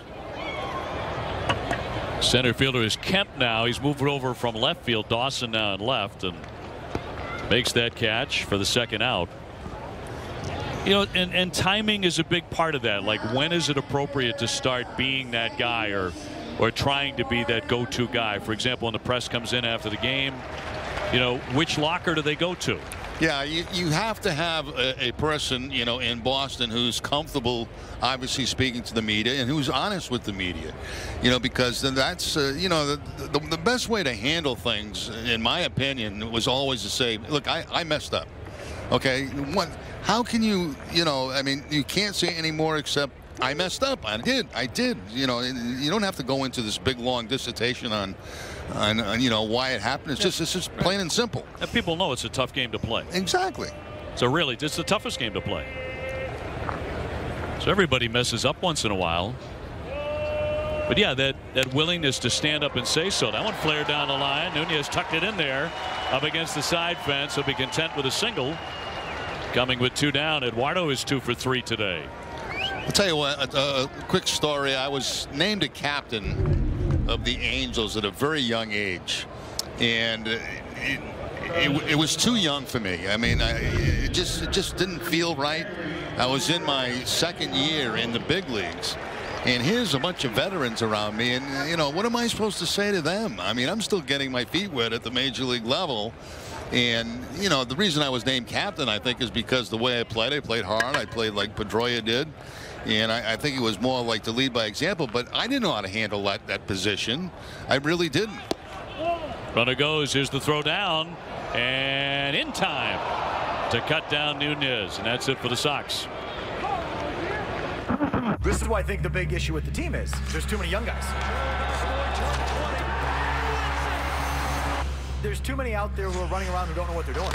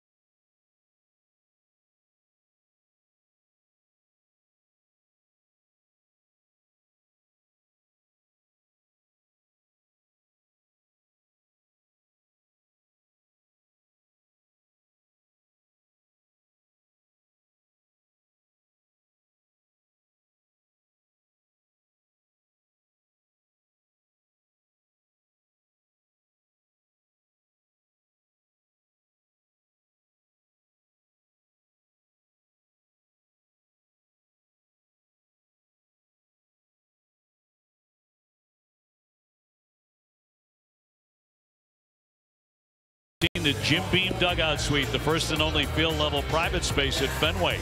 It's a brand new experience, puts you and your guests closer to the action than ever before. You can email premiumsales@redsox.com or call 617-226-6912 to learn more about the Jim Beam dugout suite. And in person, it's even more lifelike than that. New pitcher for the Red Sox will be Heath Hembree. He's allowed 1 earned run in 7 outings. Been pretty good this spring with 11 strikeouts. Red Sox ahead 3-0. Dave O'Brien, Jerry Remy, and Tom Caron. And talking about leadership, and you're 24 years old when the Angels name you a captain. Yeah, it was as I said, I was too young. Just, you know, I'm still trying to make my way at the major league level, and you don't know what to do. You know, you start holding these team meetings and. High deep drive down the left field line, deep to the corner. That's a fair ball. Into second base, Mayfield, and he'll romp in with a double. And like one of the first things I did is I held a team meeting, and it was kind of like, you know, what am I supposed to say to these guys? I don't know what, you know, and just for me it was too early. As we look at Mayfield taking that ball down in the left field corner, but you know, I find it very difficult because I didn't feel yet that I had proved myself at the big league level after just being in my second year, and then we had a young team. There's no question about that. But then I'd be, you know, crazy things I do, like you know, I'd see a player sitting in the dugout when he was supposed to be on the field, and I'd have to say something to him. So it's not a popular position, you know. I think I overdid it. I think I expected more. You know, you were supposed to do more than what you actually had to do. So you know, it was an honor. There's no question about that. But I was not ready for it. Not comfortable. No, and I don't. You know, I don't necessarily. I'm not one that believes you need a C on a team. I don't believe that. You know, I really think that, you know, if you work as a group together and you're comfortable talking to each other. You know the people that you can go to talk to that's gonna need help. I don't think you need a guy with a C. I really don't believe that. Now, we've had some very good captains in the Red Sox organization for a number of years. Veritek, for example, and Yastrzemski when I was here. I don't know if he was an official captain, Carl, but he was. We called him captain anyway. But it puts a little bit more responsibility on you, and. In my case, it was just too early in my career, and it was uncomfortable, and I put too much pressure on myself, to try to do things. Well, no plans at this point from Alex Cora to, put that C on anybody's jersey, on anybody's uniform, but that could change over time. And Dustin Pedroia is a very powerful voice in there. I think Chris Sale's a guy. When Chris Sale has something to say, believe me, people listen. It's different for a pitcher, though. A starter, for example, works every 5 days. That can be a bit different, but he's a voice that's heavily respected. 2-2. That'll miss. Yeah, I just, to me, if you find somebody that you can confide in, whether that be a coach, a player, and somebody that you're comfortable talking to, and I think that's the most important thing. And the Red Sox, a pretty tight group. They really are. 3-2 to Springer, and he'll lay off ball 4. So they have something brewing. First and second, and nobody out. Now, Mookie was one of those guys last year who would call for team dinners and get guys together on nights off. Get everyone in the same group, and that's so important over the course of the season. It sure is. It's such a long season. I mean, we go through it, but it's not nearly as difficult for us as it is for the players. They've got to perform, every single night and every at bat, every pitch. It's draining. So, the closer you can become as a group, and the more you can trust each other, the better off and quicker it's going to go. And with more success.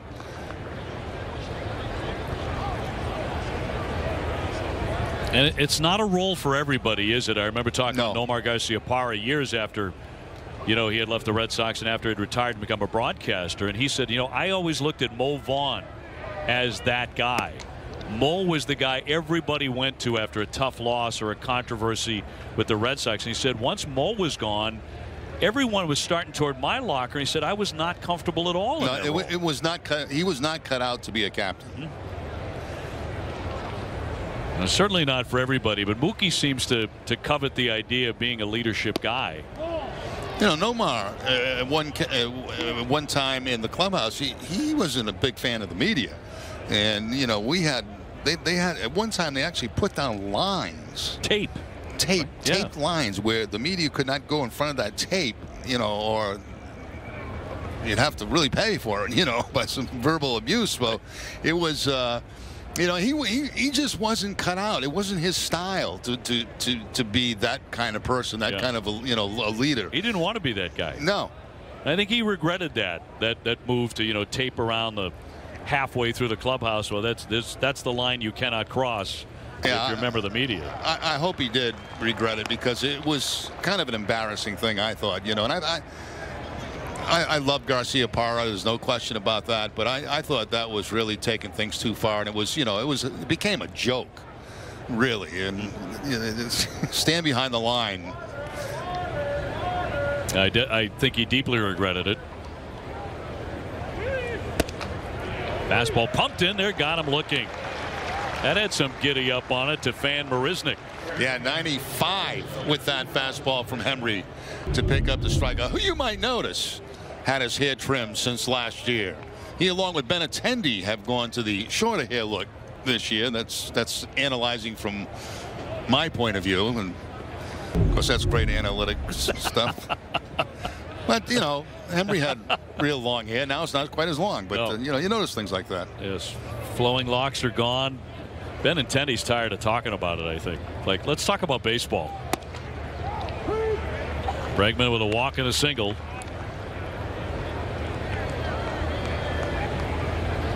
First and second, Red Sox with a 3-0 lead against the Houston Astros. You know, it's back on that captain thing. You know, we were talking about, you talk about Pedroia, and fly to dead away center. Jackie has a read on it. Runner at second will break for third base and get in there sliding is Mayfield, but there are 2 down. You know, if anybody, you know, with the amount of time on this ball club that could be a captain would be Dustin, but I don't think Dustin wants any part of that. You don't? I really don't. I think that he just, you know, goes out and plays hard. He plays by, you know, you look at him and he plays, leads by example, you know, and I don't think he's one either that's real comfortable, you know, dealing with media after a ball game. And I think, you know, he's more than welcome if people want to talk to him about baseball. He's more than welcome to do that. J.D. Davis here, base hit that cost the Red Sox Chris Sale for the rest of the day. Line shot off of Chris's hip, which knocked him out of the ball game in the first inning. He's gone 1 for 2. That's been an unusual spring, of course, for Dustin because he's recovering from the knee procedure, and Red Sox hopeful of getting him back sometime in May. Looks very good, but he has 3 boys with him in the clubhouse. You know, and everyone's got the ping pong tournaments going and those ferocious ping pong matches, and it's been wonderful to see that as he hangs out with his kids. Up the middle, a sliding stab, Bogarts for the 3rd out, and the defense holds again.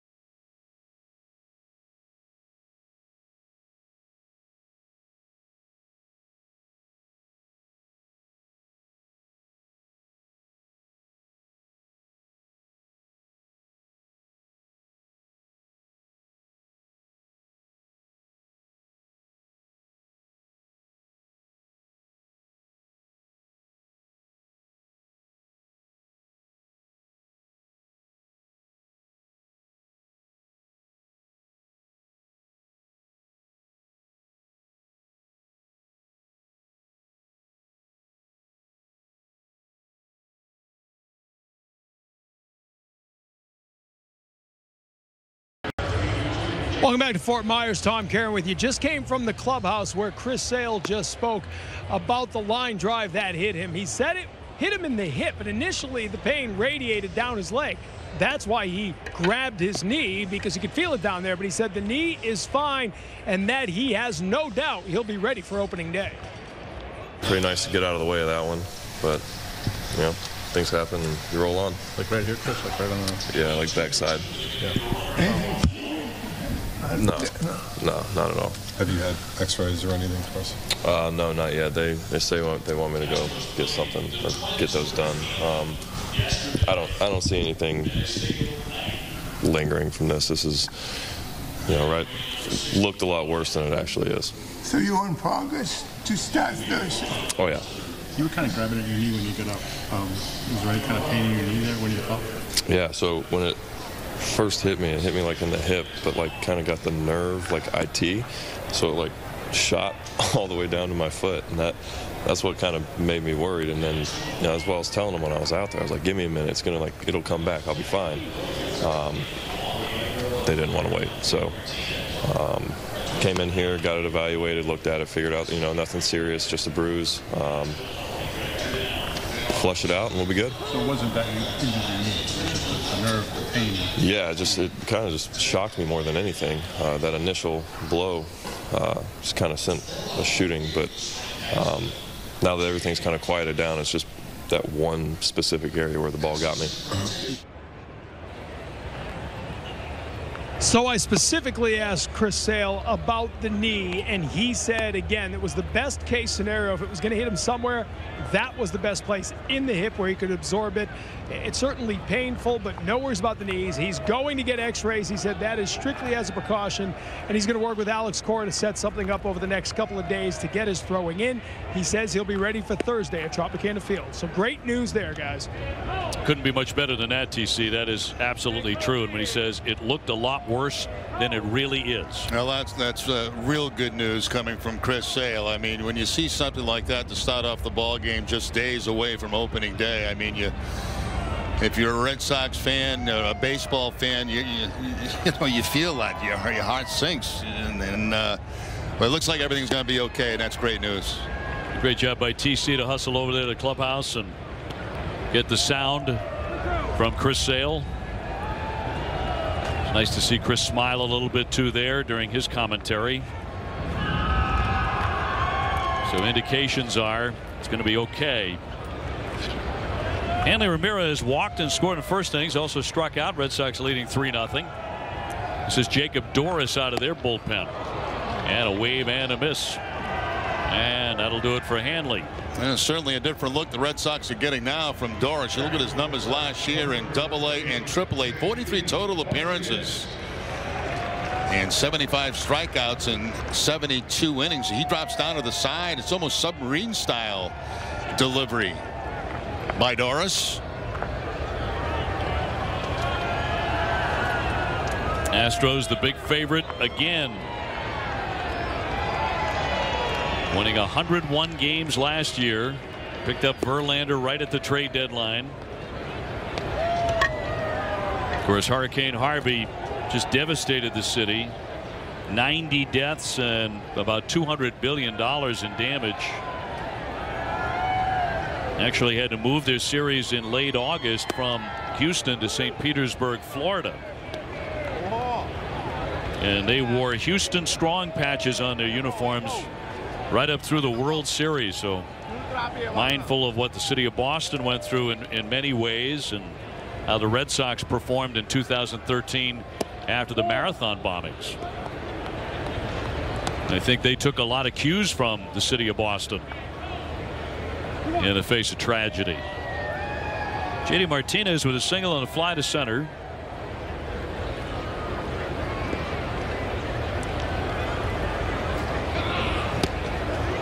Martinez trying to hold up but could not. 2-2.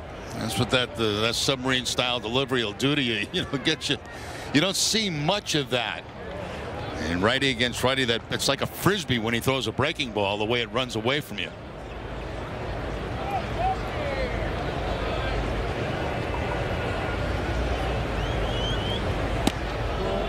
Off the catcher's mitt for ball 3. If he catches that ball, that might have been called a strike. I was thinking the same thing. But off the mitt of Stassi. And a full count on Martinez. Xander Bogaerts next. Location of the pitch looked pretty good on the outside part of the plate, but it bounces right off the webbing of the glove, and no call. Pop to right. Foul ground. Here comes Fisher in. Dipping down to make the play. It's actually Marisnik now has moved over. And so JD Martinez 1 for 3, and it'll send up Xander. An RBI single in the first inning. Red Sox got 3 runs right away against Francis Martez. Nothing after that, but Xander up for the 3rd time.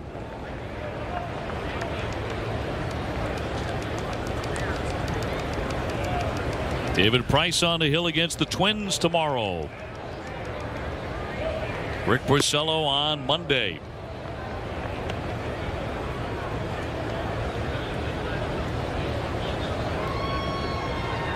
And then on Tuesday, the final spring training game we'll have for you on NESN Tuesday afternoon. And the Sox right after that game will be headed over to St. Petersburg. Yeah, jump on a bus and head up to St. Pete. A little day off. And then opening day, 4 o'clock start opening day.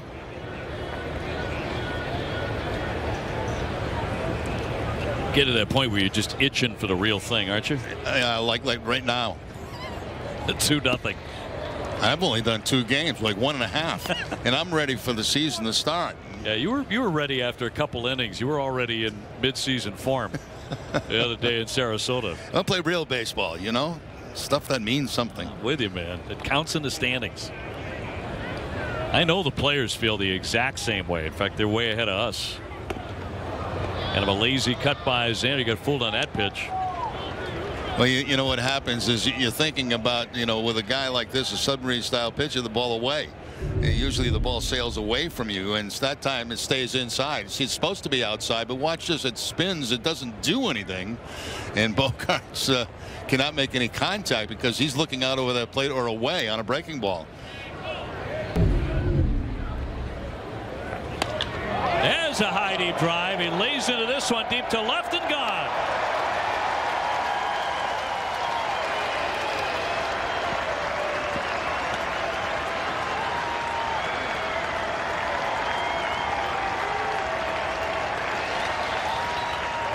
Safe to say Xander Bogaerts made an adjustment from one swing to the next, and the Red Sox lead at 4-0. Well, how 2 pitches can change things. I mean, the first pitch to Bogaerts that he swung at is a breaking ball that did nothing and stayed inside. You can see this is the previous pitch. It's supposed to be a breaking ball away. It just spins up the home plate and it's down in a weak swing. Now he comes back again with the breaking ball, but this time it's going to be out over the plate, and Bogaerts all over it for the home run. Xander with his 3rd home run of the spring. No doubt at the crack of the bat. Red Sox love seeing that as it sails high over the fence. 4-0. The Red Sox here in the 5th.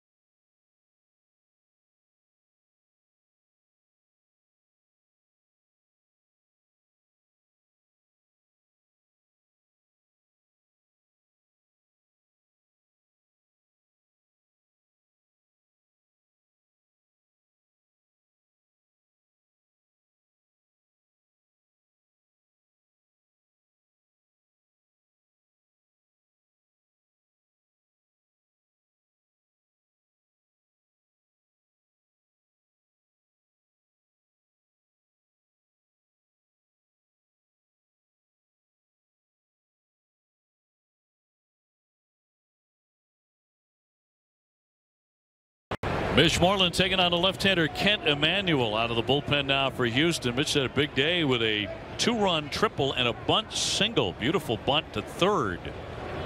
There was nobody home, and he's perfect today. Red Sox up 4-0 after the blast by Xander Bogaerts. Emanuel with kind of a Chris Sale kind of build. He's not as tall as Chris. He's 6'4", about 224. That's pretty nasty right there. A slider away from Moreland at 84 miles an hour to get ahead 1-2. He can throw that pitch again, maybe a little bit more outside, see if Moreland chases it.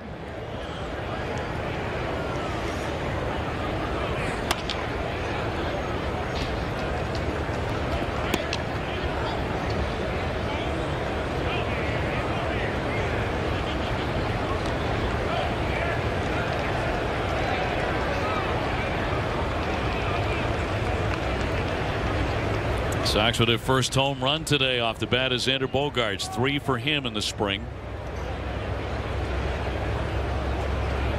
And high up over the monster. Down he goes, swing and a miss, but the Red Sox with another run on the board.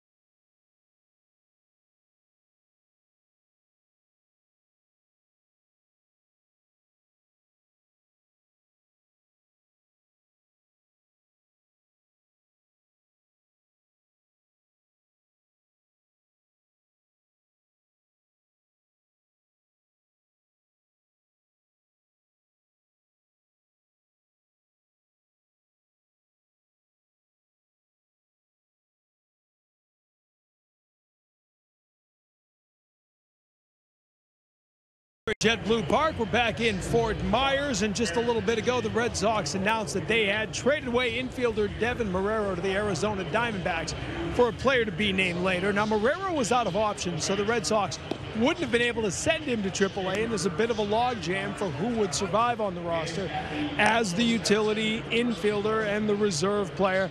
Now he's got a chance to go play for Torey Lovullo and the Diamondbacks and become an everyday player perhaps after spending his entire professional career with the Red Sox organization. Excited, start the next chapter of my life. I'm going to miss all the guys in here, and this is where I grew up. This is where I've learned the game, and it was a blessing to be a Red Sox, that's for sure. And that's something I'll never forget, and I'll always be a Red Sox, that's for sure. And I'm going to start the next chapter of my life there in Arizona, and a place where it's going to be familiar knowing Mike Hazen and Torey and all the guys there. So it's going to be fun, and I'm excited. Obviously, Marrero said he already spoke with Diamondbacks general manager Mike Hazen, the former Red Sox GM, and that he would be getting out there as early as tonight if possible. He wants to get a couple of games in with them before the season begins for the Diamondbacks on Thursday. So starting to see, Dave, how this lineup and how this roster is going to be structured here as we get 35 men on the roster, 10 more to go before Thursday. TC, thank you very much, and our best wishes to Devin Marrero. He's a great kid. Obviously a superb defender as you look at Brandon Workman now to the ball game and getting an opportunity. That's what it's all going to be about for him. Absolutely, and for him to be successful at the major league level, the offense has to improve somewhat for him. I mean, defensively, there's no question he can do the job at a number of positions, but he's still a work in progress offensively. And if going out to the National League and being with Arizona can help him offensively, best of luck to him. And a known commodity there, as mentioned, Torey Lovullo, the manager, and mentioned Mike Hazen. That one's going to drop foul to the dugout.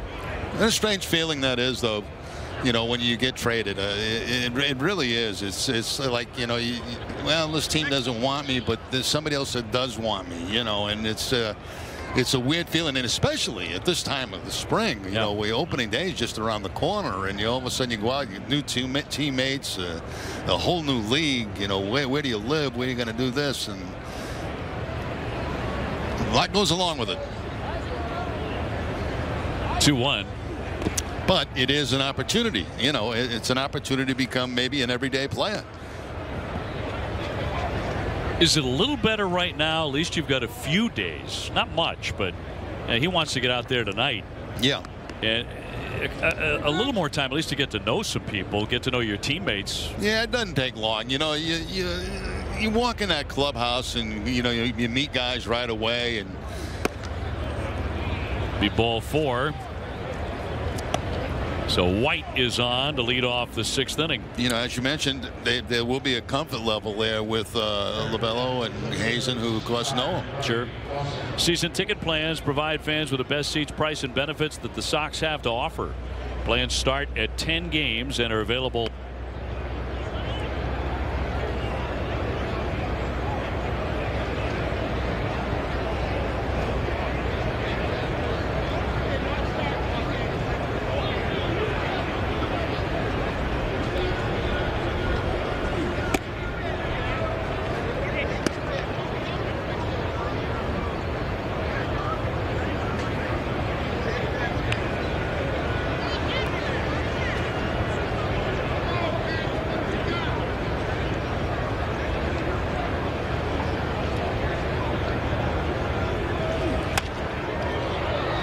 Shift. That'll put him on at first and second. Well, that spot has been hot today. 3 hits coming out of the 6th spot in the batting order for the Houston Astros. Single, double, single.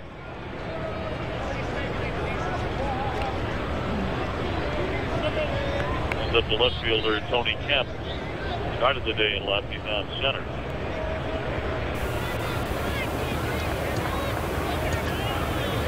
He's gone 0 for 2.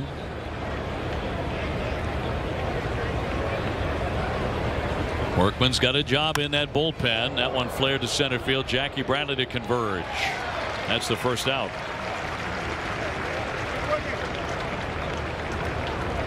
So 1 away, and Stassi, the catcher, scheduled in next.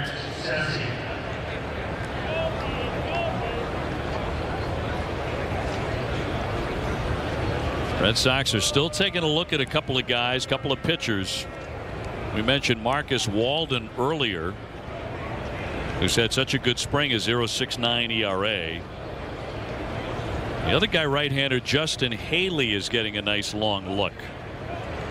Has a little bit of major league experience with Minnesota. Hard throwing right-hander. He's a big kid too, 6'5", about 235.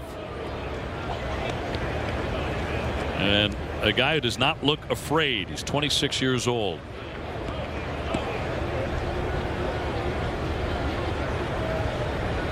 Stassi has struck out. He caught looking, and he's also grounded out to short. Sox looking to turn 2. Bogarts and Nunez up the middle. Pretty well hit to right. Mookie back, back, back. He's got it. Tyler White tags. He's into third, but 2 down. Mookie very smoothly done on a high drive. Hey, let's go to TC. OB, yeah, you were just talking about Haley and Walden, and it was interesting before the game talking to Alex Cora. He was using Brandon Workman as kind of the example of what can happen. Talking about 2013, how Workman winds up pitching in the World Series for the Red Sox, winning a ring. The only pitcher in the clubhouse right now who has a World Series championship ring. One of only 3 pitchers who has pitched in a World Series. And he said, remember, that spring training, he wasn't on the 40-man. He was over on the minor league side. So you pitch well and good things can happen. Kind of saying as possibility when you talk about a Haley or a Walden. You might not be in the picture at the beginning of spring, but when it's all said and done, you might be an important part of a team. It's always remarkable to me, TC and Jerry, how that happens over, 4 or 5 weeks. Somebody you were never thinking, and the organization really wasn't thinking about that guy.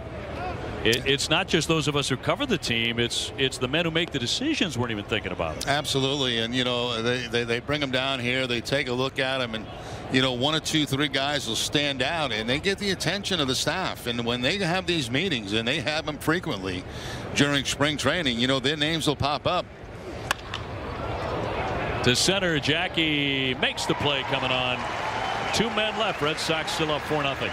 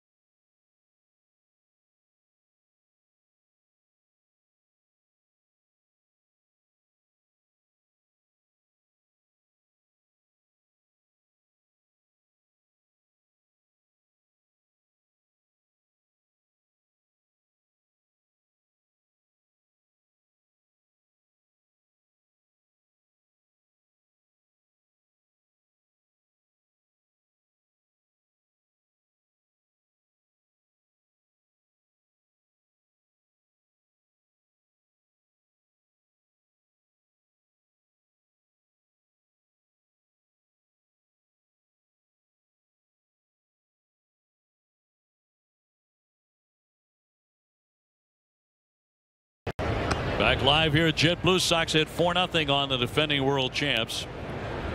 Jackie Bradley batting for the third time on the day. He's flied out. He's hit the ball on the ground into a fielder's choice.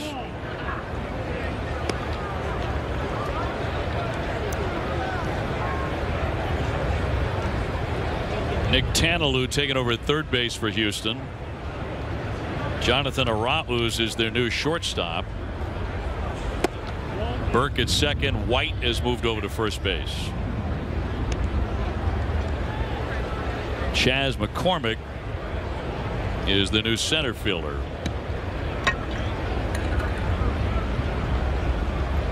And Emmanuel still pitching. And Jackie looks at a strike. And how we love spring training. It's the fog of spring training.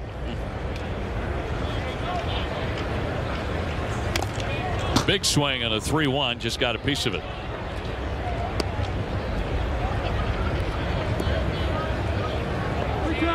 Jackie looking to get hot right at the end of the Grapefruit League. More important that he's swinging it very well next Thursday. Down he goes. Strike 3. One man away. Christian Vasquez next.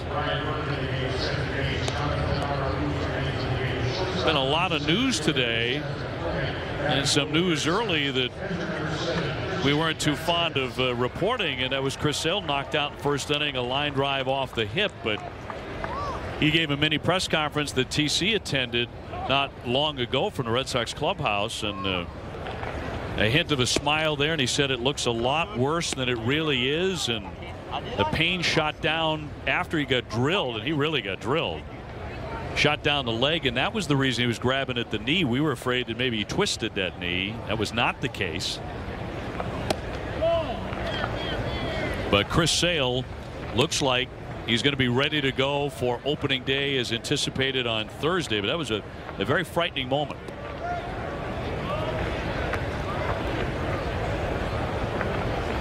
He did get back on his feet. After a while, he walked off the diamond. A ground ball, base hit. Boy, we saw Vasquez do that a lot last year. Well, you know, I've talked about it many times about Vasquez. When you come to the big leagues, and when he came to the big leagues, he could hit to the opposite field.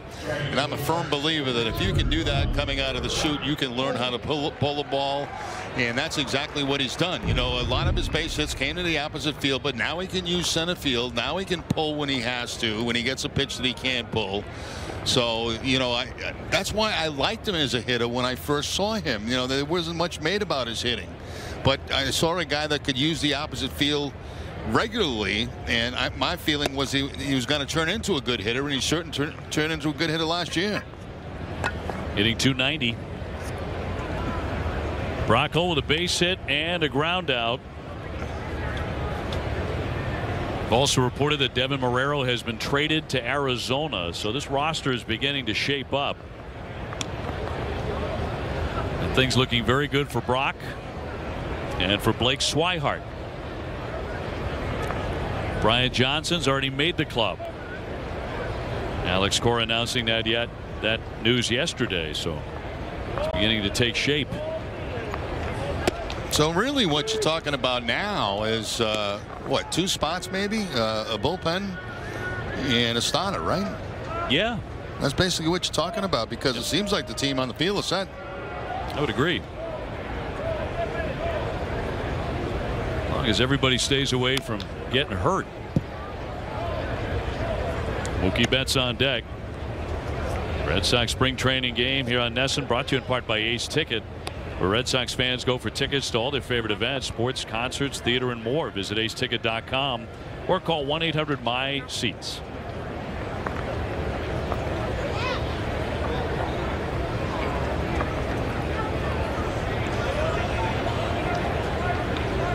It'll be a season of great expectations for the Red Sox. Coming off back-to-back division titles. That's in there for strike 3. So 2 down. Well, he's been tough on lefties. He got Moreland to strike out. He got Bradley to strike out. Now he gets Brock Holt to strike out. Looks like a breaking ball this time to Brock Holt. Then he gets to the outside part of the plate.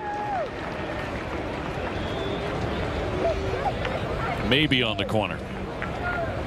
questionable. But with 2 strikes, never leave it in the hands of the umpire. Mookie Betts 0 for 3 today. Did hit the ball sharply a couple of times, including when he lined to left in the 2nd inning. Sox have out hit Houston 10-7.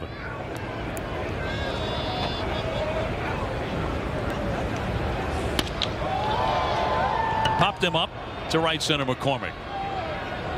Shading his eyes, and it ate him alive. It falls in. Play on at second, and Mookie slides in as it's cut. Vasquez down to third. Sun blinded in center field. It can be nasty out there. Well, we talked about it earlier in the game. You know, you got a little bit of a breeze today. You've got no clouds in the sky. Vasquez not really running hard with 2 outs, and that cost them Red Sox a run right there. And I think that's something they'll talk to him about. You know, never take for granted that ball's going to be caught. And Vasquez with 2 outs should be running hard all the way. If he is, he may score on that. But you could see him going first to second as you're thinking that was going to be the last out of the inning. And that may bring a little chat. Probably be a double for Mookie because of the sun. Nunez has gone 2 for 3. Eduardo's had a good day, and he chops that one. And a little foul ball. It was indeed against these Astros in Game 1 of the division series in Houston. And Nunez hit a ground ball his first at bat against Verlander in Game 1, and he crumpled coming out of the batter's box, and that was it. He was done because of that knee. He's come back from that. Feels very good on that knee, and he has shown his range and his running that it's not affecting him anymore. Great news for the Red Sox. Re-signed him late as a free agent, especially given the fact Dustin Pedroia won't be ready at the top of the season.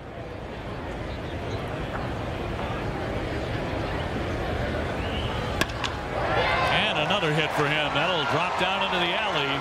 That'll score 2. Vasquez in, Mookie right behind him. Red Sox will lead it 6-0. Nunez 3 for 4. Yeah, he did a lot of that last year for the Red Sox, using that opposite field and with a couple of men in scoring position, not trying to do too much with it. Gets a pitch that's away and just drives it to the opposite field. He's going to be replaced, it looks like now, maybe with a pinch runner.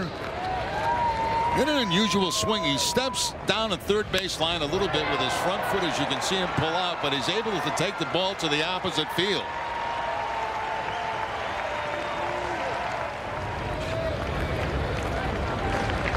So Eduardo done for the day. Certainly did his thing. 2 RBIs, 3 hits. Brett Netzer will run for him.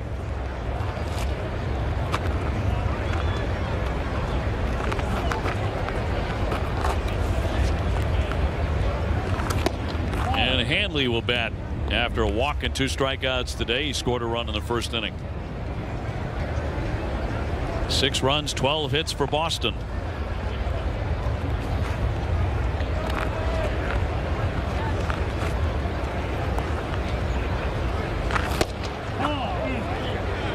It's a versatile lineup the Red Sox have. It's an athletic lineup, especially with Nunez healthy and Benintendi in there. Andrews had a very nice spring.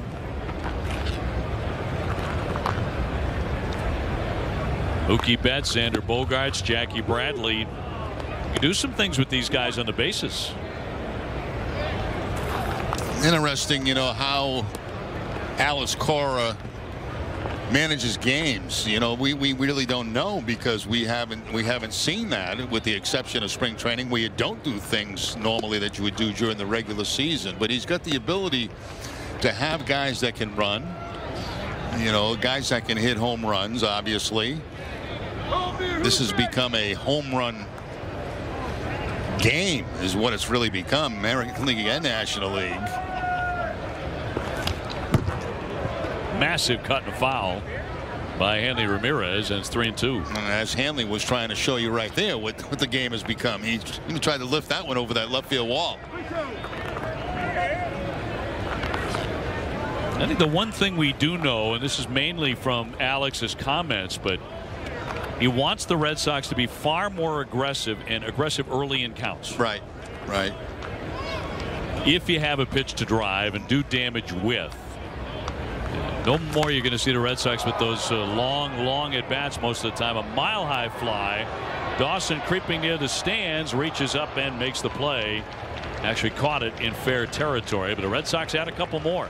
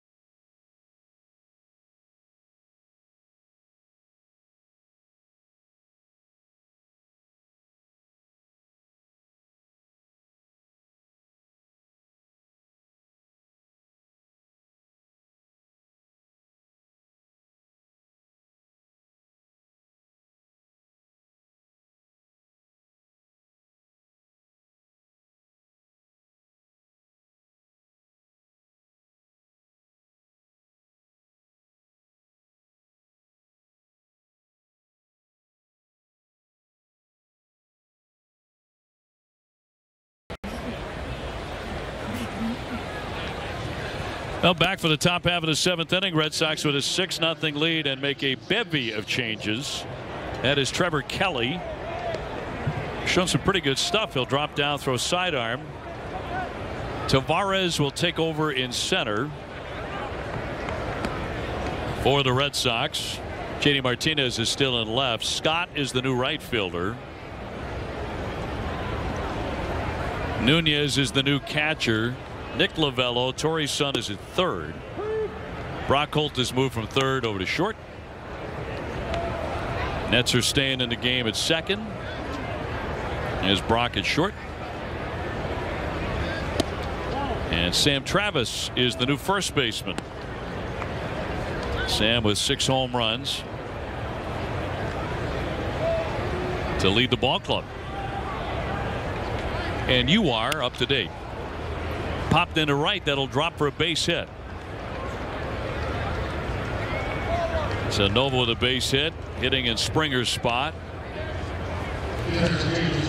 As we furiously try to keep pace with all of the changes with very little hope of doing that.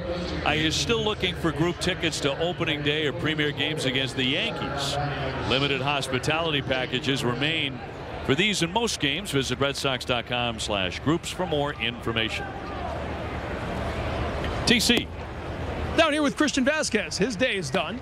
And good time to talk to Christian, because today the announcement came that you had the extension done. How does it feel to sort of know the team believes in you and that this is going to be your home for a while? Yeah, it means a lot. I love Fenway. I love Boston. You know, I love the city. It means a lot. You know, I'm happy, very happy. You know, I'm thankful for, you know, the team, and, you know, trust me, and, you know, I love being here. I know when the team stepped up to try to help Puerto Rico, what was going on back on the island, that meant a lot to you. What did it mean to have that team rally around everything that was happening there? It means a lot too. You know, it's very important for my family, for Alex's family, you know, everybody there to, you know, have that help and you know, that support of the Red Sox. You know, we are very thankful for have, you know, this organization, and you know, they have great hearts. You saw the line drive hit Chris Sale. I've had a chance to talk to him. You haven't yet. He said it's okay. It's the hip. How scary was it at the moment? Yeah, it was scary. You know, it was loud. You know, I went to the mound and checked him, and you know, it was, you know, in pain, but you know, I hope everything okay. You said it was loud. That's exactly what we all said. It sounded really bad, didn't it? Yeah, look very scary, but I heard that it's fine, so we're happy. How ready are you for the season here? You know, I know spring training, you need it to be this long for all the pitchers. You're the guy working with the pitchers. Do you feel good about this staff as you get ready to open up? Yeah, we're ready to start the season, and you know, we have great pitchers, great bullpen, and I think we're ready to roll. All right, congratulations on the extension. Good luck with the opening day coming up. Thank you, guys. All right, Christian Vasquez with us here in the dugout. I'll be back to you. Oh, what a big day for him. 27 years old, Christian Vasquez, and coming back from a nasty injury in his own right. Has such a good year last year. Roped into left. Martinez backs up a bit. 2 down. Christian missed all of 2015. Came back the next year to playing 57 games and about 100 games last year, and should top that this year. But with a brand new contract, and again, a portion of his salary each of those years will go to the Red Sox Foundation. He has built that in. A great gesture.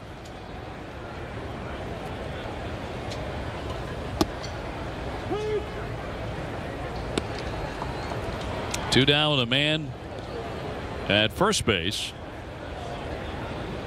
Red Sox ahead 6-0. Pitching's been very good today.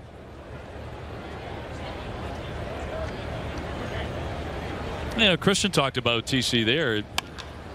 He had the same feeling everybody else did when Chris Sale got drilled, but everybody feels a whole lot better as Tavares runs it down front, number 3.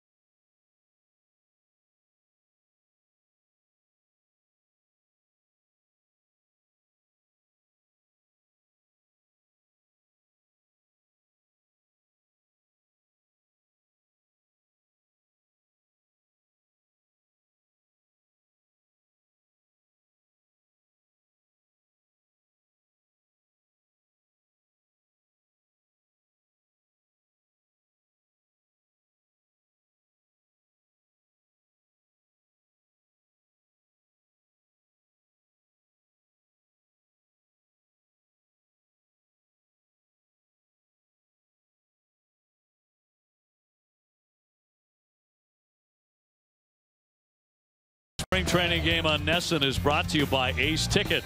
It's more than a ticket. Visit aceticket.com or call 1-800-MY-SEATS. By Jordan's Furniture, the furniture store of the Boston Red Sox. And by Old Dominion, the official freight carrier of Major League Baseball and the Red Sox. What is that? What is that? Is that a manatee? What is it? That is a nasty looking gator, isn't it?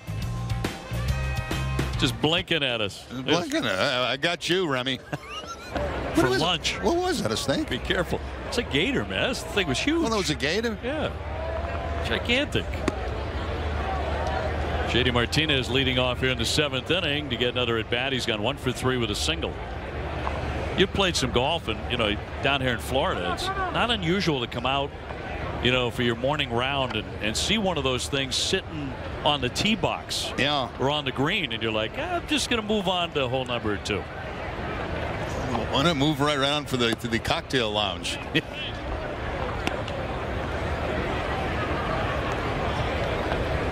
Little Pinot Grigio. White at first.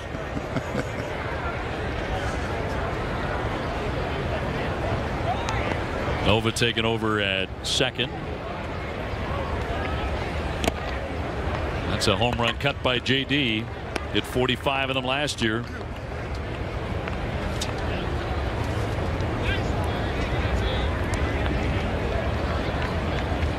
And a big season with the Arizona Diamondbacks and the Detroit Tigers combined. Split the season about evenly between those two franchises. Had an OPS over 1,000.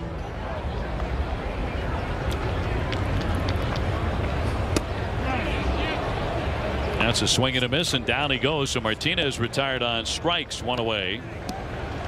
Red Sox Nation members can earn loyalty points every time they attend a game at Fenway and watch away games on NESN. They could use these points to redeem items like autographs, memorabilia, and more. Visit RedSoxNation.com to sign up today.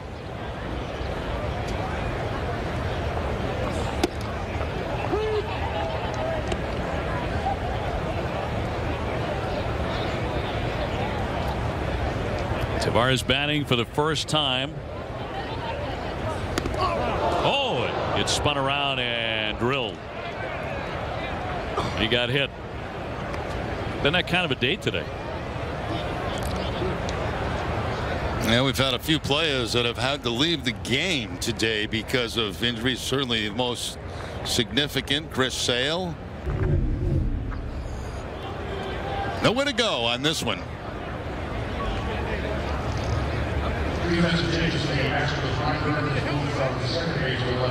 Right around the elbow area that time for Tavares.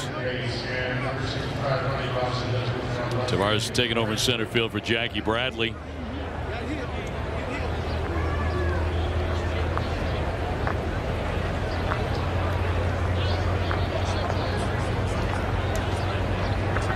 John's going to test him here. Alex Cora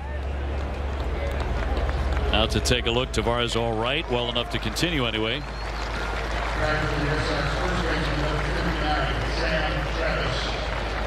So a hit batsman. Red Sox have a base runner with 1 down for Sam Travis.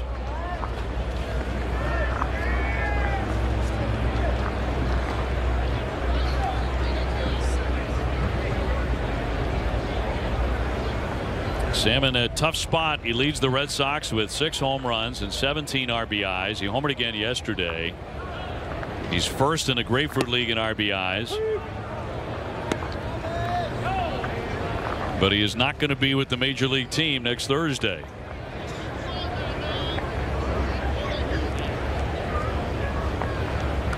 Not the first time he's put on a power display like this. A deep drive to left center field. Dawson going back, and that'll drop in.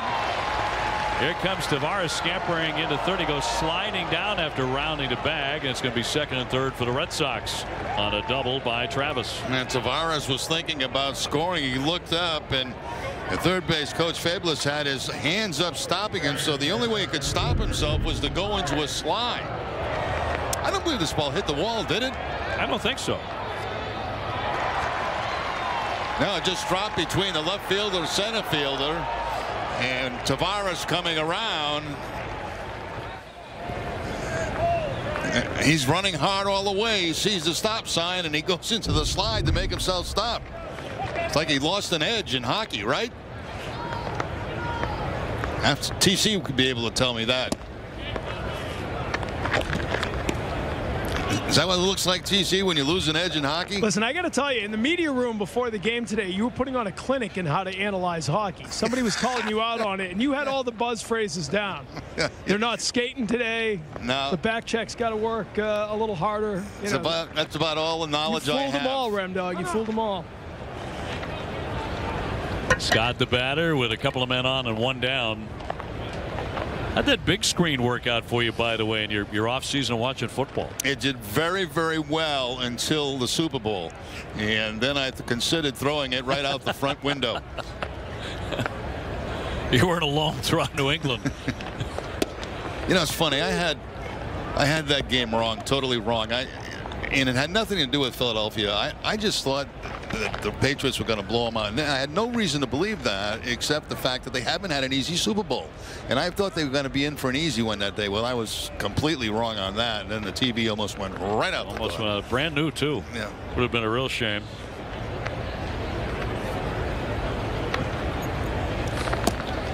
That one gets away from the catcher, Stassi, but no advance by the runners. The throw back to home plate, but Tavares getting back to third.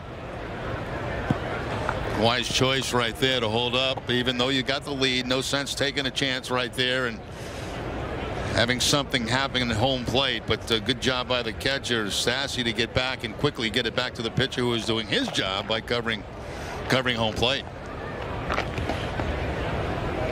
One of the great things about watching the Patriots, though, is you say, well, next year, like their chances getting back next year. No, we're going back next year. Even with the losses they've had so far, they'll figure it out. Dribbled back toward the hill, and a left-hander, Emmanuel, will get the runner. Runners holding at second and third. TC. Yeah, OP, as you know, the Chicago Cubs coming to town Monday and Tuesday. That worked out well. Cubs are opening up in Miami while the Sox open up at Tropicana Field against Tampa Bay Rays. So with the two teams coming together, so many old friends are part of the Cubs now that the two foundations have come together for a neat event. The Red Sox Foundation and Theo Epstein's foundation to be named later will be having a little pregame concert. Peter Gammons and Bronson Arroyo will be playing at the 10 outside of JetBlue Park. There'll be drinks and a barbecue. Another concert going on after the day game on Tuesday. Tickets are still available. You go to ftbnl.org or redsoxfoundation.org to learn more. So should be a lot of fun. I hear a former catcher who won a championship with each team will be on hand, and a lot of familiar faces from both teams. That would be one David Ross. Yes, thank you very much. You caught my attention with drinks and barbecue. And what is Gammons going? He's on tour, for crying out loud. Every time I look up, he's doing some gig someplace. He's not slowing down. No. See him out playing those gigs, and then the next day he's at Fenway. Right. Lovello here hitting a Christian Vasquez spot. Christian with a couple of base hits today on a day he will never forget with the new 3-year contract.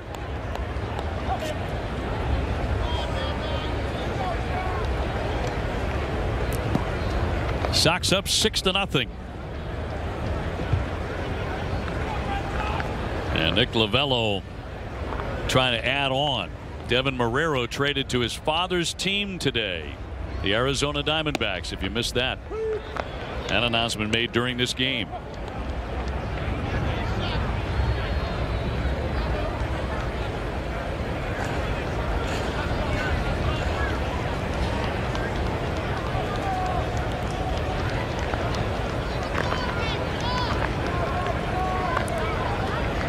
Nick out of Holy Cross.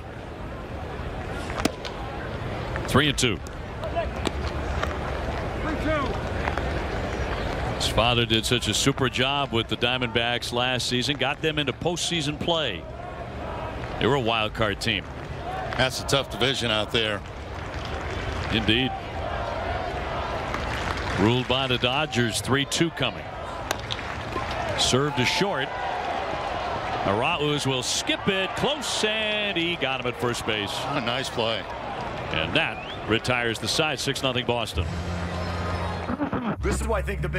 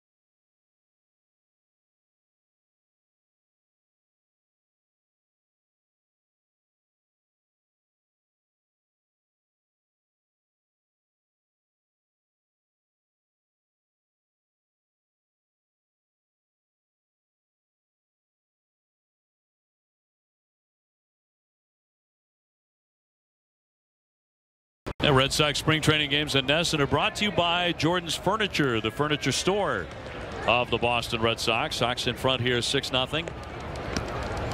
On another glorious day of spring training baseball. Today up against the Houston Astros. Will open their schedule on the road, so to speak. They'll be in the state of Texas, but taking on the Rangers. Sox will be at Tampa Bay. They will get together for the first time in Houston, the Red Sox and the Astros, at the beginning of June. I think that's just a 3-day road trip, if I'm not mistaken, for the Red Sox. It's a quick trip, indeed. Red Sox have a lot of home games in that particular stretch. So Tommy Lane coming out of the bullpen, and he delivers a strike here to White.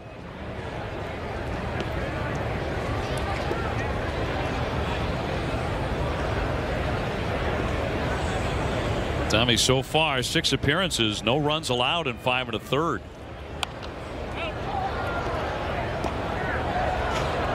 Second time around with the Red Sox for him.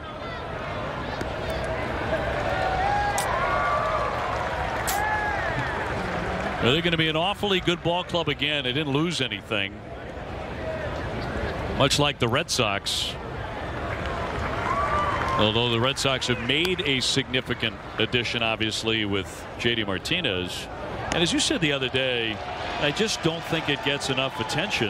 A healthy David Price for 32 starts. Absolutely. That's going to be a huge addition for the Red Sox, because David last year just pitching basically in the playoffs, and we saw what he could do in the playoffs was absolutely outstanding, and he's picked that right up in spring training. Yeah. So that's going to be, for the Red Sox to have that combination of Sale and Price, Porcello, and we'll see how the rest of it wiggles out as time goes on. And eventually Pomeranz making his way back, fly to center field, and Tavares there. So one man gone.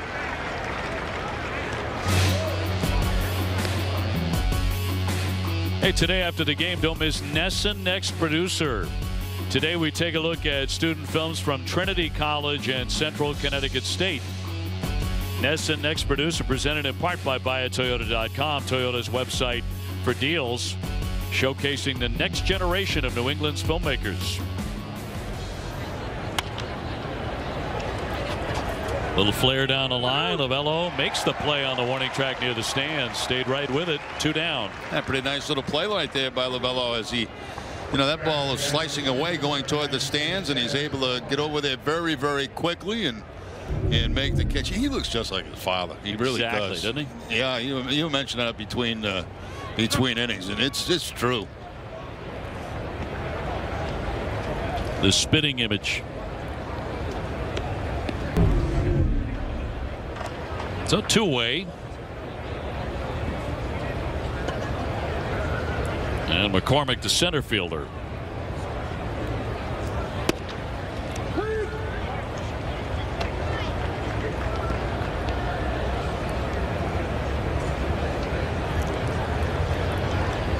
Eighth inning from Fort Myers.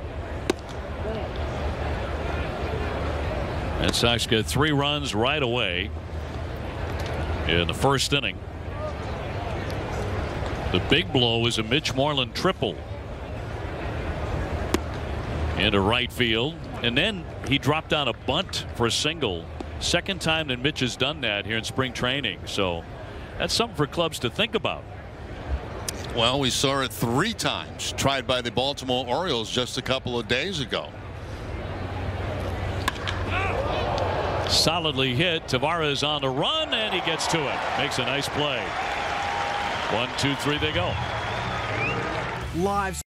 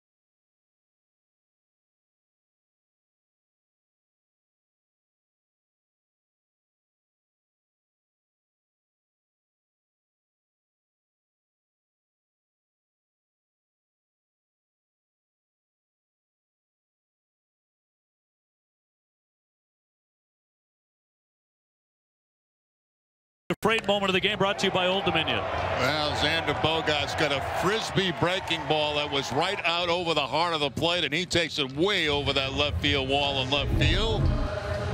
Bogaerts actually swung at a pitch prior to that was spinning inside, had a bad swing, and then that breaking ball came right over the plate, and he just jumped all over it. Wound up 2 for 3, couple of RBIs.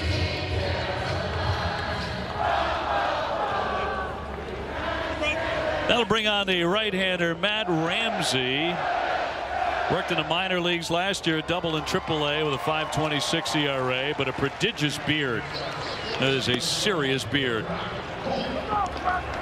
Like one of those Civil War beards. So working here in the 8th inning for Houston.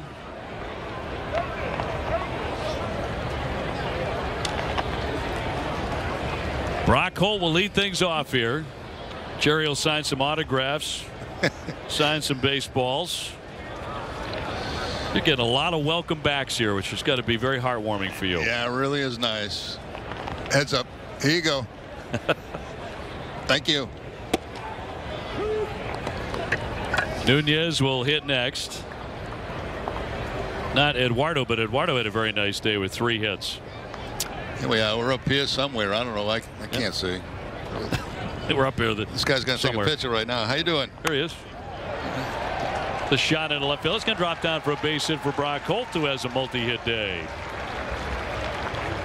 Today's Red Sox spring training game on NESN is brought to you in part by Ace Ticket, where Red Sox fans go for tickets to all their favorite events. And while here, come say hello to Jerry and get an autograph. Sports, concerts, theaters, and more. Visit aceticket.com or call 1-800-MY-SEATS. You know, it's funny. Well, they line up because we're pretty low up here, and they line up before the game, and you sign the autographs, and every once in a while a guard will come and kind of move the people away so the other people can get to their seats, and you kind of feel bad about that, you know, because you got a line forming and you want to try to sign as many as you possibly can. But I got to tell you, it's tough on the back because you got to stand up and you got to reach over, and they're standing on well, Nunez with a ground ball to short. Houston trying to turn 2, but can't do it. The folks, which is very dangerous, is they're standing on seats just below us to get our autographs, and bad things can happen. Yeah, you don't want to be responsible for that, Rem. Like, you got to kind of hang like this, you know, and then you take the ball and you come back up and sign it, and then your back hurts because you're not young anymore, and you go back down and you get another one, and you know. I like that. At what age do you have to be where you're not young anymore, where that back starts barking at you? Well, my back's been barking for a long time. It's you know how it started? I'm going to tell you how crazy this is. We were doing a game over at Hammond Stadium, and I'm sitting on a stool. They didn't have chairs for us. They had stools.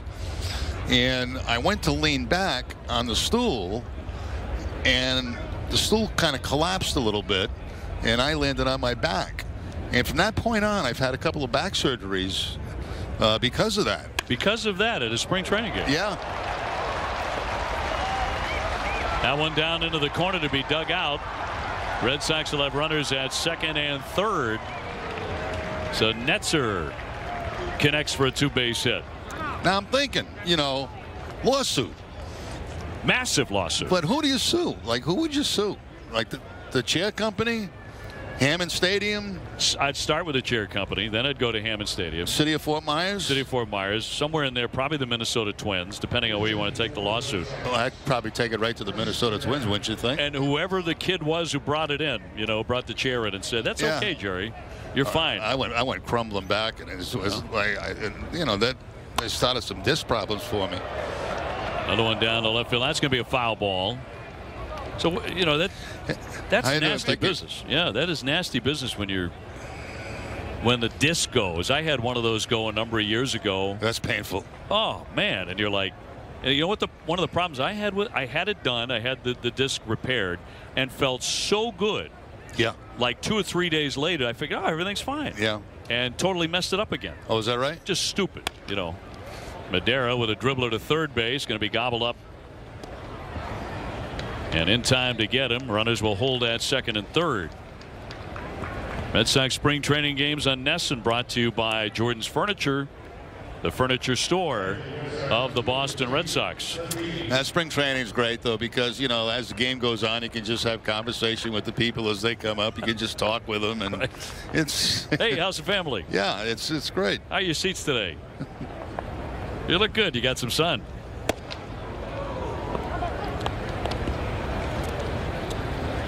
Matheny, the hitter. And Sox trying to add on, leading it here 6-0.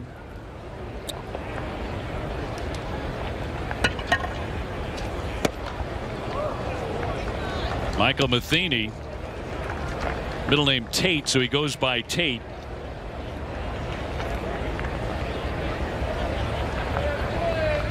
He is the son of the former Major League catcher and current Cardinals manager Mike Matheny. So we're seeing Matheny in the game and Lovello in the game, sons of managers.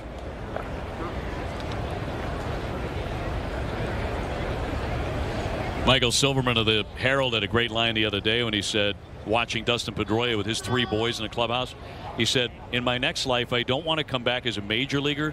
I want to come back as a son of a major leaguer. You know, to be able to be in the clubhouse with your dad and get all the great stuff that comes with that, but also watch your pop play baseball and just hang out with the other major league guys. Yeah, it's nice to see in the morning, you know, the guys that have your kids here that take them out, that take some batting practice in the outfield, hit them some ground balls. And Matheny and Lovello grew up doing that.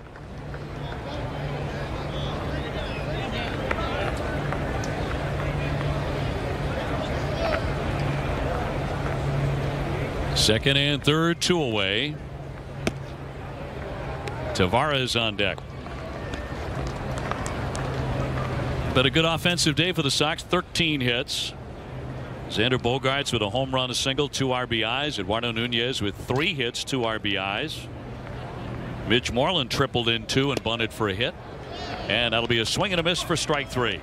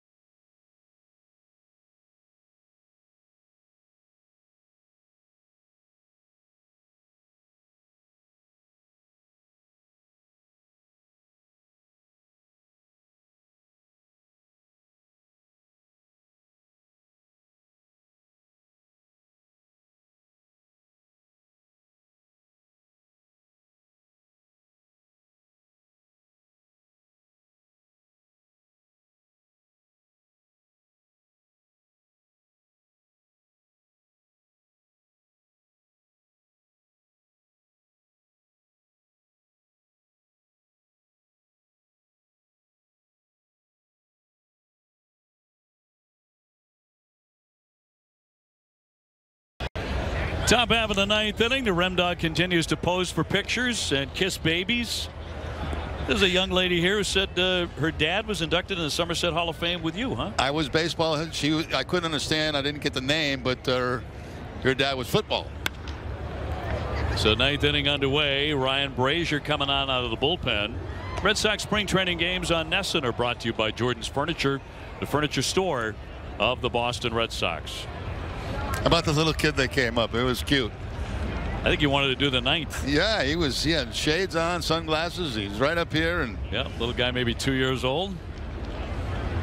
Are the things you never see during the regular season? No, well, no, they can't reach where we are in the regular season. Right. Sox with a 6-0 lead. 15 Boston hits today. Red Sox set to go to 19-9-1 for the spring.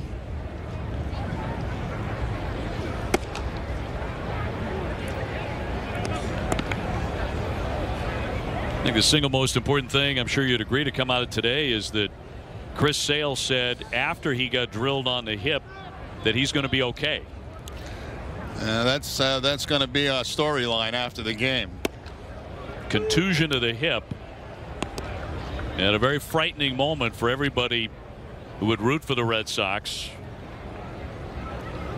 But he had some smiles on his face later. He was talking about, you know, how shocked he was to get drilled.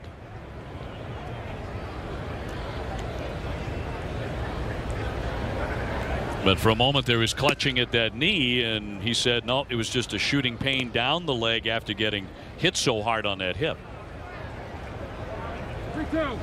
Well, I'm sure that hip will be sore for a couple of days, and then he'll probably get some throwing on the side, I would imagine, because he didn't get his full work in at all today before the opening day start. Popped up by Stassi, back toward the net.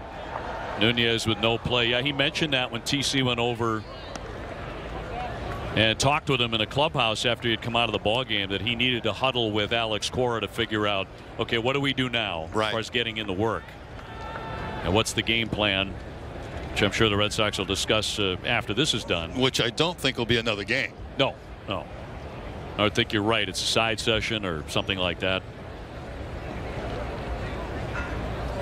3-2 to count.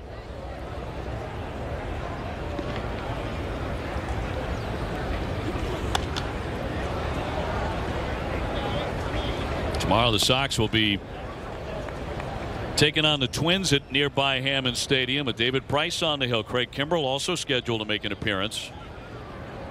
Kimbrell pitched against some minor league guys in his spring debut a couple of days ago. He struck out all 3 of them on 12 pitches.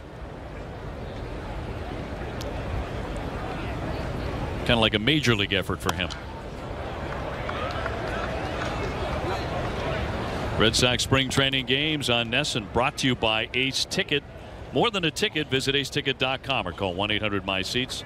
And by TGI Fridays. Get it here or get it to go. In here, it's always Friday.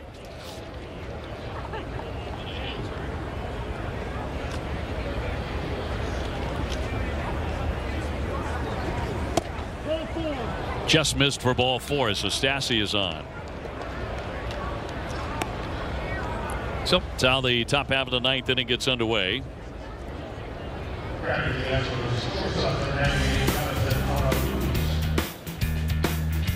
Red Sox spring training brought to you by Ace Ticket. More than a ticket. Call 1-800-MY-SEATS.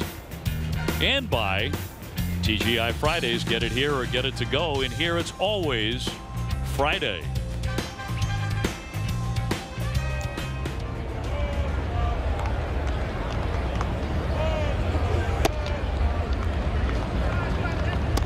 Jonathan Arau is batting here with a runner at first base and nobody out.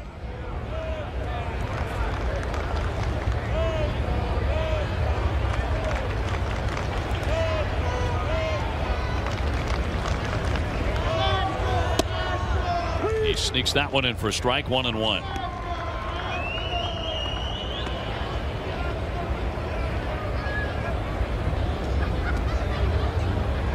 Another sellout today for the Red Sox here at JetBlue. They've sold out 120 consecutive Grapefruit League games.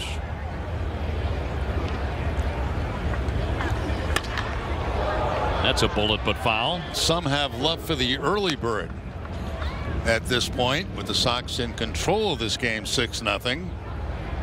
Just about right, isn't it? Just after 4. You know, it's amazing the restaurants down here. If you go at 5 o'clock, you got no chance. I mean, you may have a chance. If you go at 5:30, you got no chance. If you go at 8 o'clock, you got the whole restaurant to yourself. To yourself. We had that exact same experience, my wife and I, the other day. I said, "No, let's wait until like 7." Underhand flip to get him there.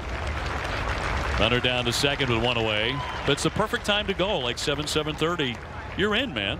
Oh yeah, you have no problems getting in at that time. We stopped at a place a couple of weeks, about a week ago. It was 4 o'clock. I kid you not. We drove by it. They were waiting in line to get into this place, and I couldn't. I looked at my wife. I mean, I'm an early eater. I like to eat early. You really are. Yeah. And I could have gone in there at 4 o'clock. I really could, but I'm not going to wait in line for food. You know, you can pick another restaurant.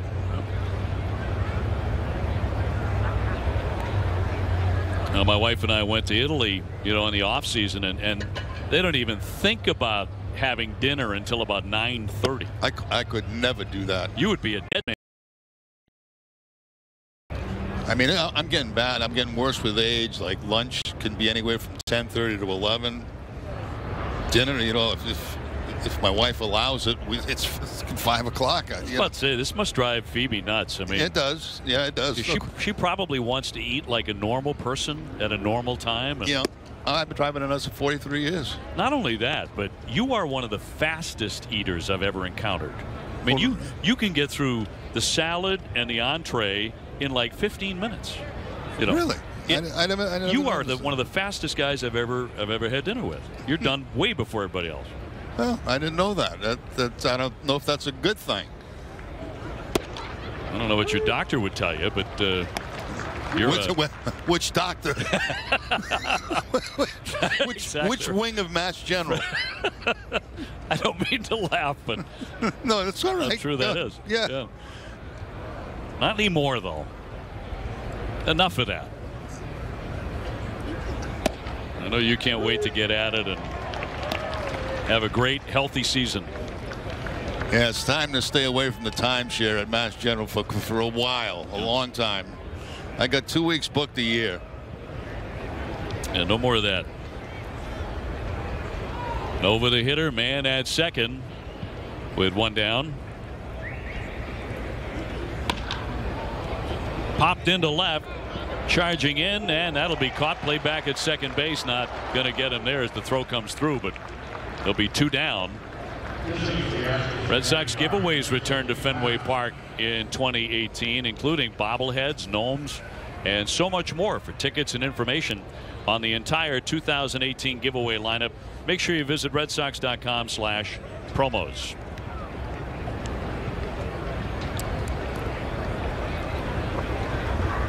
Lorenzo Quintana wears number 95. Could be the last man to hit today.